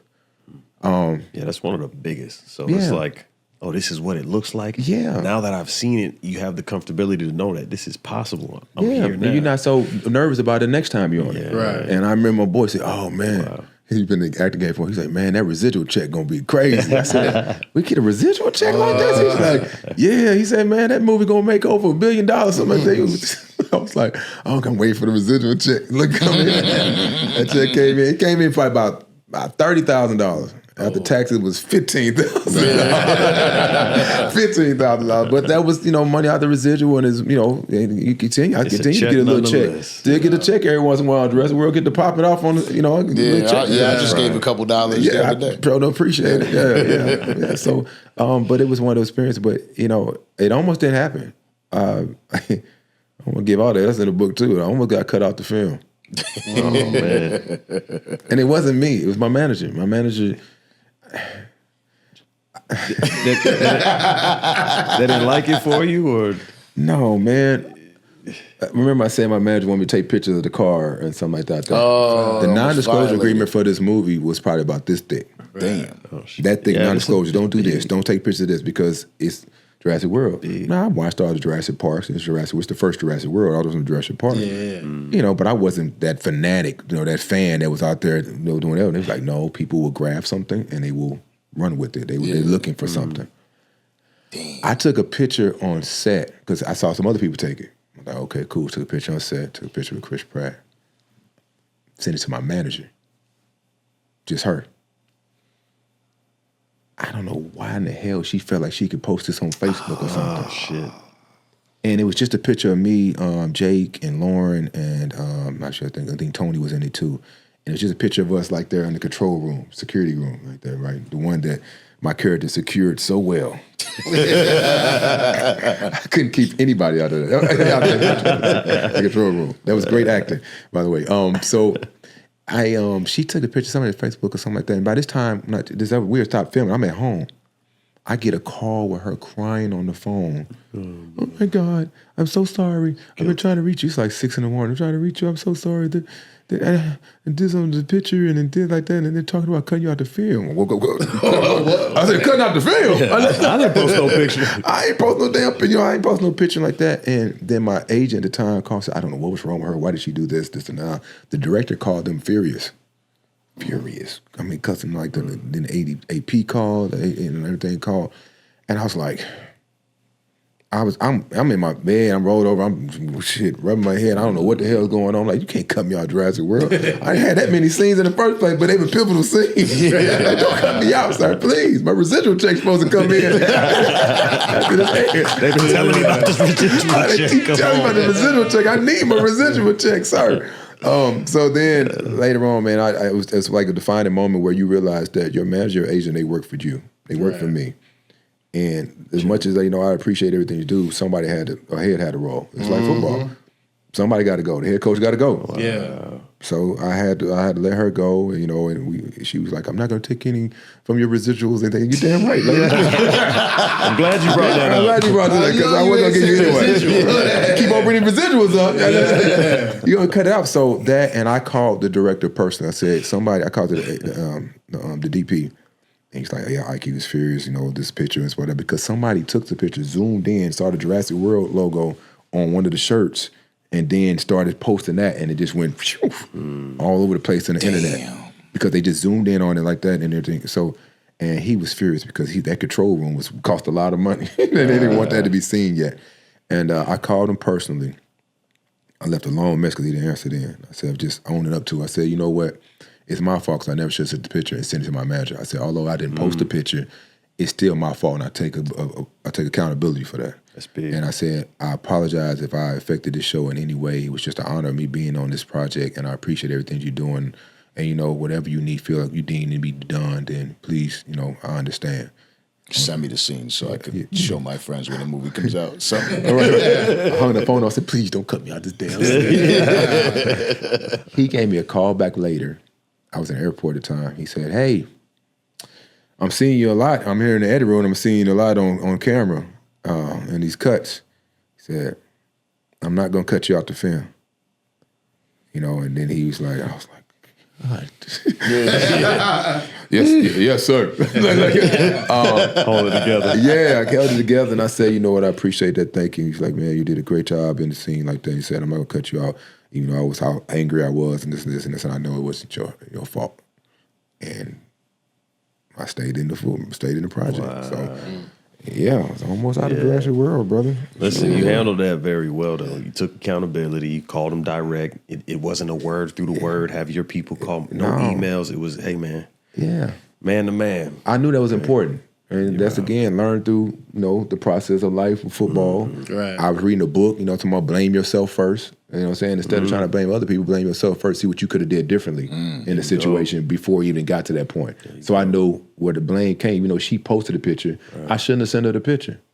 I should have kept it in my phone. So you didn't have to do that. I didn't have to. Yeah, so it's like, but when you start blaming yourself first, it gives you ownership of what's going on, and you don't start feeling the victim or blaming other people and still relying on that, and it just changes your life. Take the power back. Take the power back. Yeah. And by the way, I fired her. Yeah, right. So please, she's no longer around. Yeah. So that's not gonna happen. Yeah, okay. And y'all can take my phone when I get there. Yeah, okay? for sure. So, but yeah, we made it. Is she back around? No, hell no. No, but God bless her. She learned. You know, and acting, I tell people, actors always come up and they're like, well, I want to get into acting, man. How do I get an Asian and this? I said, man, first go to acting class, submerge yourself around the people that are doing what you want to do. The other thing is you're not going to get a CAA or IAG agency when you first start acting. You're going to have to get somebody on your tier of level of acting that you are at that present moment, starting out. So God bless the managers that I've had when I first started out. And they all knew as soon as you raise another level, you're going to move on to somebody else. And thus forth. But while we're here, we're going to work and get you in these co-stars and get you in this student film, whatever it is, or this play, placements, and keep them going. So, you know, yeah, she helped me well at the level that I was on at that point, and then, you know, we try to exceed and go to the next level and, you know, and go from there. Yep, things change. Yeah, got to. What made you feel like now is the right moment to tell your story? I kept getting asked that. I kept getting asked, like, because when people do talk to me and understand people that have known me, they be like, damn, you know, you keep reinventing yourself, or you've done something else, or you moved to another level. And they be like, and there was a guy, Brian Johnson, who's actually the publisher of my book, was like, hey man, you need to tell your story. He told me that probably about 3-4 years ago. And I was like, yeah, I ain't really ready for to tell the story. And I just kept putting off, like, I'm like, what story? You know, because I've lived it. So it's like, I've lived it. I don't see it the same way somebody else may see it on the outside looking in. So it came a point, man, where my father's health was declining, and he was on his deathbed, and it was at that point where time had slowed down. Yeah. And it made me start thinking about, like, what do we leave this earth? What do we leave behind when we're gone? Because that sun's still gonna rise and it's still gonna set, no matter if you here or not. But what legacy, or what do we leave behind that people can grasp onto, because your physicality is not here. Your physicalness is not here. What do you leave behind, whether you know, a conversation or a laugh or a story? That put into perspective that it's time to tell my story. We all have a story. We all have a story. Mine's only unique because it's mine. And, you know, and I'm willing to tell it. Right. But seeing him at that time and coming down to the end of his life, it made me realize that, like, okay, I don't have no kids right now.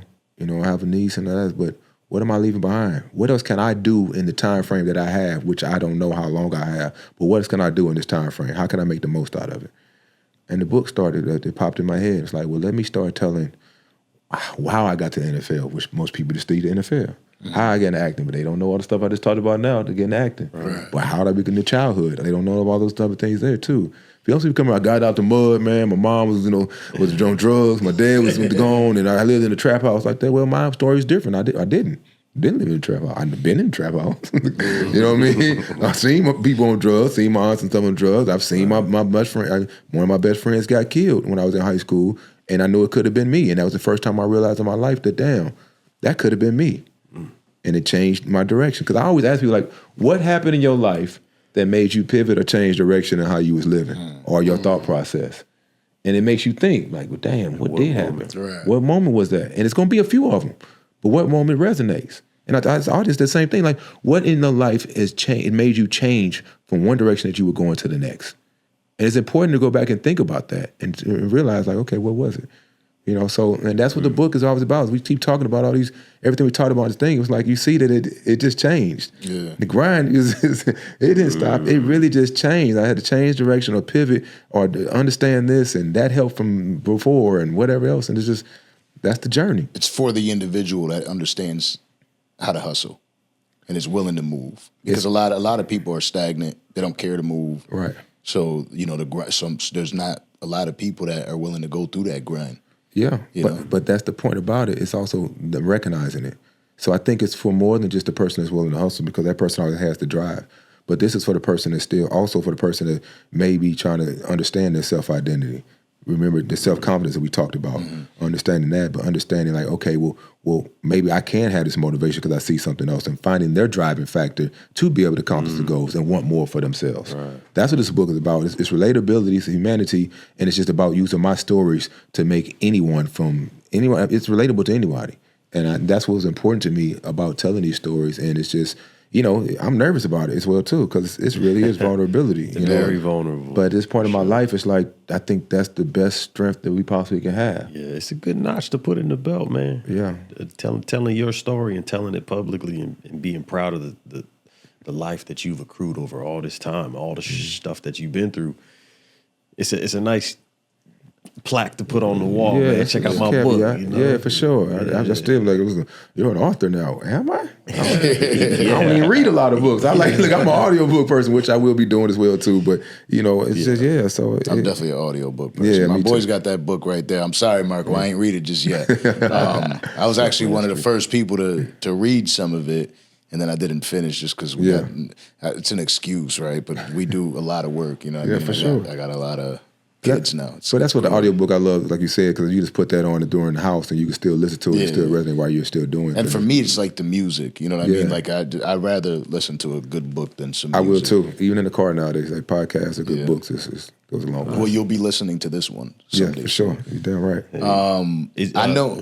You gonna do your own voice? You gonna have somebody? Oh yeah, no, my audio. It has to be me. Okay, nobody can tell these stories where I am. Like, it has to be me. The inflictions, the personality, like it's gonna be dope. I'm excited about that. It's funny because one of the books that I've read was the 50 Cent book, right? And I was talking to this. I'm like, yo, you should read this 50 book. He's got an audio book too, and they're like, you listen to that shit? 50 talking? Could he talk good? It was It sounded like they thought I did too. I did audiobook. I did both of them, and I just thought them. But it's him, and it makes the stories come alive. Yeah, hell yeah. It does. It brings everything to life, especially now doing the acting. You understand that a little bit better than most. Totally. You mentioned losing your father. You still have your mother around? Yeah. What was it like knowing that you're constantly on the move, working, busting your ass? It's a real grind. Yeah. And losing your father. What year did you lose him? We just lost him in 2024. What was that like for you? I was already preparing. That's what made me move from LA to Arizona, because my parents were retired there. My sister there, my niece was there. And as I started to see my father's health decline, he was no longer be able to be that rock of a family for my mother and for everyone else. Like, he was becoming more of like, health decline, my mom taking care of him. I could see the frustration sometimes of seeing him because deeply it was hurting her because that was her rock. And now he's not having the behaviors to be able to be so, and he needs help doing a lot of things, and short-term dementia was in there. So as a man, I started feeling guilty anyway because I was like, I've been all gone since high school, working on my dreams, working on everything I didn't do, that I was like, I need to be around my family a little bit more. I need to be there for my niece, to be the father figure for her. We got this business with my sister, we're gonna open that up. Be there for my mother. And I come from my women in my family are very independent. My mom doesn't ask for me to, she's like, boy, take the trash. I have to ask her, Mom, you need me to take the trash out? Do you need me to do anything? No, I got it. Mom, come on. What I'm saying? Let me do something. You know what I mean? But she's very independent. My sister's the same way. And so I just knew I wanted to be back for my ladies. I wanted to be there to be able to help be that person, that male figure for them, and I needed to. And I needed it. I'm big on family. And that's my immediate family. And my mom raised us for me and my sister to not fight, even though she would kick my ass when I was little at times until I got old enough. My big sister used to work right. my ass too. But she'd be like, and she still to this day always preaches that I need y'all to never, go against each other. When I'm gone, don't be fighting over anything like that. So me and my sister, she's my first security guard. It's a whole chapter about her in the book. My first security guard, my first ability to learn loyalty and to learn somebody who loves and to be your protector. That was my sister. So now when I get older, I'm looking out for them, but she's always looking after me. So it just felt good to be back, man, to be back and be able to be there for them. And because I have been working and just going, and I still do, still gone, but I still come back and make a point to really to make time for them. I'm sure your father understood though. Yeah. You know what I mean? You weren't somebody that was just no. He's just out there doing whatever the hell he wants to do. You know what I mean? He's had an opportunity to see you on TV. Yeah. He's had opportunity to see me in all the walks, which was important. I still got a picture of him having my football jersey on in the mirror taking a selfie. Come on. And I was like, dude, you know what I mean? So he's been able to see all of those different walks. And that's why, when he was passed, I was preparing myself for it because I've been blessed to have my father in my life for 47 years. So most people aren't able to say that. That's true. And I want to celebrate his life for him being there and everything he's taught me and everything that I learned from him and everything he's done. To raise a family, you got these kids and a beautiful family. People don't talk about the task and responsibility is to always be there for them, to raise them. And then the part that the kid doesn't see. They're not going to see all the work that you put in so they can go play their sport, so they can have food on the table. So they ain't going to see all that grind. They're not supposed to see all of it. So when I look back and you get older, you be like, damn, my dad was working at a job that he was the only black engineer for 30-some years. They had layoffs every year at Boeing. He was also getting his master's. Calculus was kicking his ass. And then he got to come home to a kid that ain't put the dishes up in the dishwasher or do his chores that he was supposed to do because I forgot. Or because I was on the couch watching the Rap City. You know what I'm saying? You know what I mean? So, and he got to come home and deal with me, deal with my sister, and deal with a wife, be able to manage all of that. As a man, you know what I mean? And I never heard him have to go talk to a therapist. I never heard him, maybe he should have, but never heard it because that's what we was raised as. Right. He just dealt with it. So now seeing him in this state, it was just, it's that vulnerability, but it's strength in it, man. And he gave me more strength for me to, to push on even more, celebrate his life and continue to live mine to the best of my ability. Because I always say, I got a tattoo on my arm, live life. Don't let life live you. Because life will live you, you know what I'm saying? So you got to live life, find your moments. Was it more healing or more painful writing that book? Both. I cried writing it. I still got to go through and doing a lot of provisions and things like that before we release the physical copy. We're just doing the pre-sales right now before we release it out. But both. I cried doing the interviews. I cried sometimes, and then sometimes I laughed. I did all of it because I wanted that book to take you on that journey anyway. And it's like, as you see it, I wrote it as how I talk. You damn near might find a laugh out loud in there. You know what I'm saying? I may say something, laugh out loud. Because I was laughing because I wanted, when you read it, I want you to be like, oh, that's Isaac talking. And that's why I didn't know it was going to be so important to me. But, I wrote it like that because I didn't want it to be so professional that it's like, oh, Isaac did that. No. I want to use some slang that I would use. I want to use something that a piece of me. Yeah. A piece of me. So, and that's how I left it. But so it was both, man. And yeah. When people read this book, again, the grind don't stop, it just changes. When people read this book, what part of the book do you think will hit people the hardest? I think seeing the obstacles of where the no's were hitting strong and I didn't listen to them, I had the ability to not accept things for the most part, like accept that I didn't get recruited for high school and I want to play football, and accept that I'm still going to play in college regardless. Accept that, different, and that was I think that's what's helped me get to the point where I'm in life and not accepting some of these things. And now I have to learn what to accept, you know what I'm saying? Like finding that balance of what kind of things you accept, like, I can't change everything. Because I was a person like, no, I need to change the outcome of that. I needed this. But when you start developing yourself in relationships, you can't change the person. You have to accept them for who they are, and you have to position them where you want them in your life. So when they look at the book, I think when they just see the story of the journey of like, damn, he did that. It might come redundant. Like, damn, he got another, you watch those shows and you be like, I'm exhausted. They just said they got another problem that came up just now again. Ozarks, like, damn, like shit. You know what I'm saying? Like, shows like that, you be like, man, I'm exhausted. I just had to solve all these drug problems over here and talk to the cartel. That was a great show. You know what I mean? That's what I kind of feel. And I think when I'm telling this story, it's very relatable. You know what I mean? My uncle may not be your uncle, but it may be a relatable family member in your life.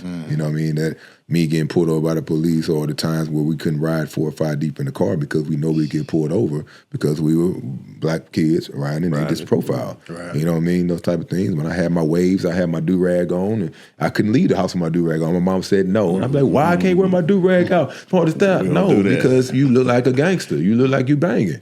Right now, you're like that. You don't understand that as a kid. Shout out to all those type of things. So it's like, talking about it. And I had a little stint where I thought I was going to be a big time little drug dealer. And I was like, I wasn't built for that. You know what I'm saying? I wasn't built for that. God had a way of telling me, like, no, that's not for you. Good. Whether it was through people or through the actions that were happening around me when I was doing it. So it's just a lot of different stories, man. And that I think is relatable to anybody. That's when we expect the actual book? So we're looking for the actual book to be out physically, probably like mid-March. I had it on pre-sale going out because I wanted people to be able to get ahead of it and buy a pre-sale, because everybody that buys a pre-sale, I will be actually signing and sending it to them. So I'll be personally getting a personal autograph signed for that. And then I want to be able to continue. I want to start my book tour probably mid-March as well, too. I want St. Louis to be the first city, because that's where I'm from. I want that to be the first city, and I'm looking forward to that. And that allowing people to see different, coming in. And what I want about this tour is, because I'm big on community and giving back, is that I want to have a community aspect to it, whether I go to the Boys and Girls Club, or I go, team over Urban League, or whatever it may be in each city, and then do a mixer. Next day do a mixer where everybody's there, we're mixing and mingling, maybe some food and some drinks, and then we have a fireside conversation where we can have conversations like this, talk about the book, talk about those things, and bring people together. And I plan on doing that to start off with like 4 cities, looking at St. Louis, Atlanta, Chicago, Dallas, and then possibly adding on to that. That's dope. That's a cool way to do it. That's dope. Yeah, I look forward to that. Thank you, man. Definitely, y'all have your copies sent to y'all and everything. So I need to sign one so we can put right there, but too. I'm gonna make sure you read mine, though. Just get the audio book. Just get the audio book. We good. Because I like reading and getting the audio at the same time. Makes it a little bit better. Makes it more powerful, totally too. Just put it up on the thing. I see. Yeah, I got Edger and James signed book over there. That's my guy over there, man. Look like you got a bookmark in there. I was going to ask you that. Did you... Yeah, we played with we played with teammates. We brought him out here with Ricky Williams. Oh, okay, dope. And it's funny because for me, watching football, they're drafted back to back. I think 4th and 5th in that draft. Yeah. In '99, I believe. So I'm thinking, dope interview. Get to sit them both down, talk to them, bring them back together. It's been a long time. Yeah. So when they come in, I'm like, this is dope. And they're like, I never talked to him. And I'm like, y'all never, not once? Y'all were compared? What? Yeah. Really? Yeah, right. But really? Adrian James was one of my favorite. I told him he was such an impactful teammate, because he came into the Cardinals and he trying to change the energy of the Cardinals. We went from white cleats to black cleats. We finally got speakers in the locker room. It changed the dynamic of the chemistry of him bringing that to that team, and then coming from the Colts, coming from a winning organization, to being there. And then I learned a lot from him. We the same age, but he's just like he's an older soul than I do. Yeah. And so I learned a lot from him. He's like, never bet on anything that you can't have control over, that you don't know how to do, in a sense. better than that. But I love how he's raised his kids, giving them like ultimatums, like, okay, you can have this $100 over here, or you can work for something that's over here, whatever it may be. Teaching them in life, you know what I mean? And he's done that a lot with a good support group with his kids. So shout out to Ezra, man, and everything he's done. I told him his speech at Hall of Fame, I said, bro, I didn't know you had it in you. But you delivered a hell of a speech, bro. A hell of a speech. So, man, yeah, he's continued to rise. His career still needs to rise. He ended up not winning a Super Bowl, right? Like he left the Colts and then they won, and then he left the Cardinals and then y'all won. So he went to Super Bowl with the Cardinals. I mean, yes, he left the Colts before they went. And yeah. Oh, yeah, because the Cardinals didn't win? No, lost to Pittsburgh. Yeah. Because that's him, Randy Moss. Yeah. And Randy was a teammate of mine, too, with the Minnesota Vikings. Yeah. All my favorite players, Isaac Keys. Yep.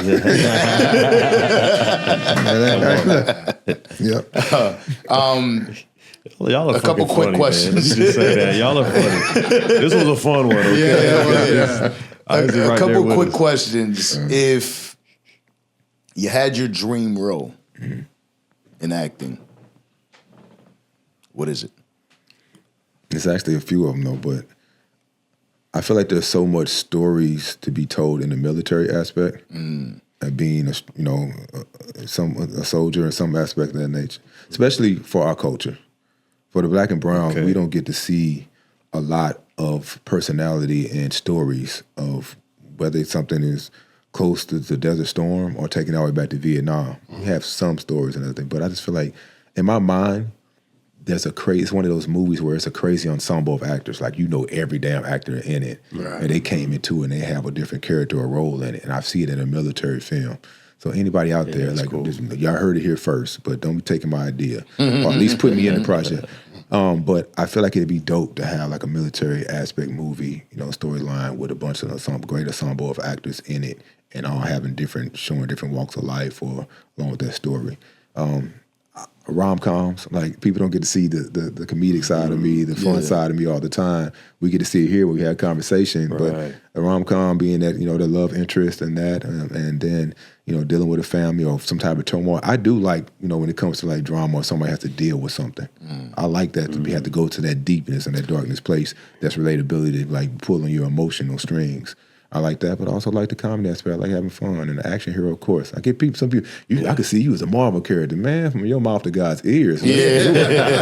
Like, I ain't in this gym for nothing. Let's go. Money. That's right. That's my driving factor. I'm gonna put this superhero outfit on. They were talking about how much money Robert Downey was making from that. Ooh, crazy.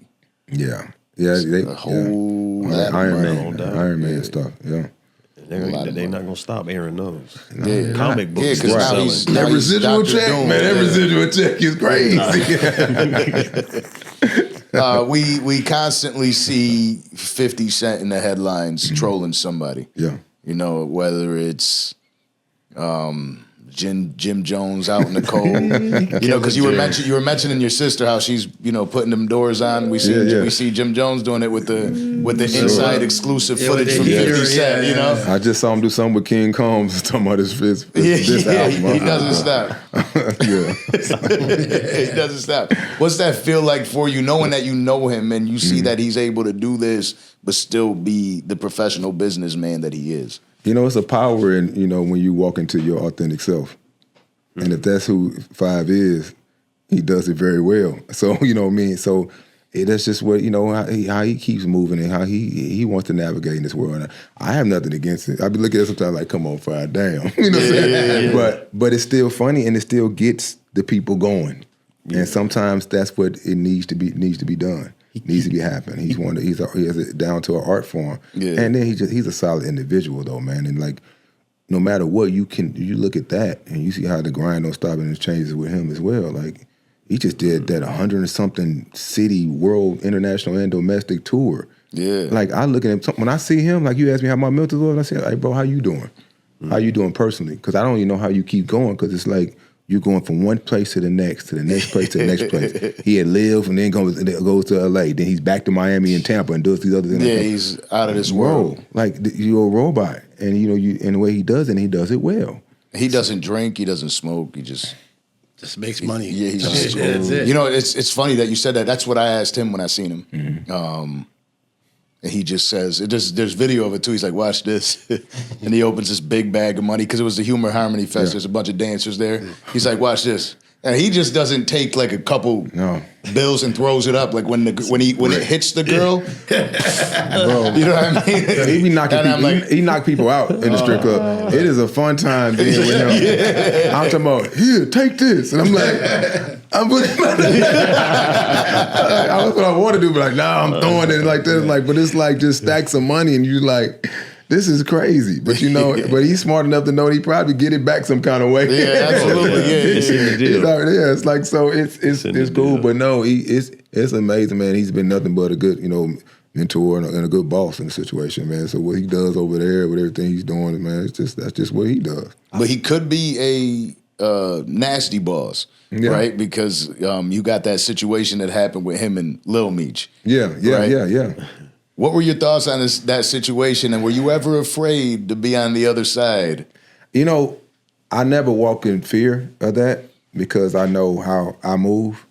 But it's also understanding because I'm not able to just have a conversation with him. Like him and Meech had a close relationship. And I can't speak on because I'm not involved in it. So and that's how I live my life. Like I mind my business. It's unfortunate that it happened or it came to that, but I'm sure there was some type of dialogue, something that they've had before or whatever, or led to that, that ended up happening.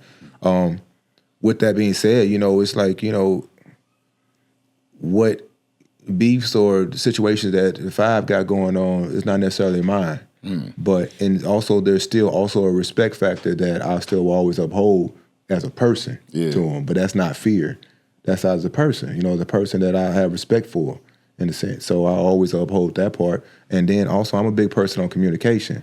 So if I did something or I ask, hey, Five, what do you feel about this? If this is, a situation here, or you cool with me taking a picture of Rick Ross? Something like that, yeah, for sure. Yeah, that can be a big thing, like, or communicate with it, you know what I mean? Because I still have to manage my career. I still have to, right here, so I can't burn a lot of bridges over here because I'm not at his level. You know what I mean? So I still have to do what I need to do on my end so we're not to burn bridges and to be able to, show face, but also walk in my integrity and also with my manhood. Yes. I'm always going to stand on my one as a man when it comes down to it. If somebody has an issue or a challenge with me, they can come talk to me. They can have a conversation with me. And if they want more than that, there's boxing gloves that I carry with me at all times. if that's the case too. You know what I mean? So, but I'm cool. I don't like drama. I don't like all those different things. So I'm cool with everybody. It's a good person to get trolled by because we had Timmy up here who played Dre in Power. And we were talking to him and how 50 Cent started roasting him. Yeah. But how 50 Cent kind of orchestrated that. And ended up getting him his first #1 single. Exactly. So I'm counting you all to cut it the right way in the edit. That's right. If I can come because I got them boxing gloves. Right. So, he said he was gonna box 50. Not what I said. That's the headline. Nova, chop it up. Chop it up. He's gonna box. He challenged him. That's not the case. My final question for you: life is grand, and I could sit here and I could tell people all the time, like, oh, how do you feel? You're sick, you're 1 to 10. It's too much. There's too much shit going on in life. Mm-hmm. Out of a 1 through 100 in the scale of life, where do you place yourself? As far as 100 being great? 100 being it's over, 0's a start. Where do you feel like you're at in that scale of life right now? I feel like, I'm going to say this. I'm going to say it's going to be high. I'm going to say probably I'm at maybe 75% of feeling like I have, like the Diamond said, I have more days behind me than I do in front of me. But I only say that because I feel like I accomplished so much. Like I'm not afraid of death right now. I got life insurance. I got, I got those things together. I don't want to go. That's not my plan, but I feel like I've lived a really good life thus far. And I just want to keep on living it better, and make it better. Right. I want to sit back and look and see all the people that I've impacted and affected that love me. I want to sit back in a room. I admire you have, your children and things like that. I want to be able to sit back and see what I've been able to impact and affect and what has grown because of me or because, or I had a chance to be a part of it. And I still want more. But I'm also at a place in my life where it's like I want to work smarter, not harder. Yeah. And I want to be around good people, work with good people, and find my happiness along the journey as we continue to move forward. So I feel like that, I can say that's kind of high because 75%, and you saying 100 is when it's over with, in a sense. But that's just how I feel, man. I just feel fulfilled in so many different ways, and I just want to be able to do more, though. It's not over at all. I'm not even playing like it's over, at all. But I just feel like I've lived a really good life. What does 100 look like for you? Not really 100 years old. I don't know if I need to live that long. You know what I mean? It gets questionable around there. But I think what 100 looks like is sort of what I said, being able to sit back and just kind of look at what I've impacted, how I've affected other people's lives, and how I made them better. And being able to share these stories and sit on the porch and talk shit to anybody that walks up to the house and just talk cash shit to them and just don't really give a damn about what I just said to you or whatever. I said the authentic truth. My grandpa was like that. Like, you gained weight, didn't you? Like that. He said like this, like that. And wouldn't even laugh after it. He just so, blunt and so real. And I just want to be at that point where I can sit in a rocking chair and sit there and just talk cash shit to anybody I want to, and just and enjoy life. Yeah. Mr. Keys. Yes, sir. I appreciate you greatly. This has been an epic episode. No wrong answers, man. Hey, man. No wrong answers, just answers, brother. And I appreciate y'all, man. Y'all keep doing what y'all doing, man. Thank you for having me. I've been a fan, and it's like, hey, y'all keep on rocking, bro, doing your thing. Appreciate it. Orlando, sign us off, my boy. Danza Project, baby. Y'all go get that book, man. Yes, sir. The grind don't stop, it just changes. IsaacKeys.com.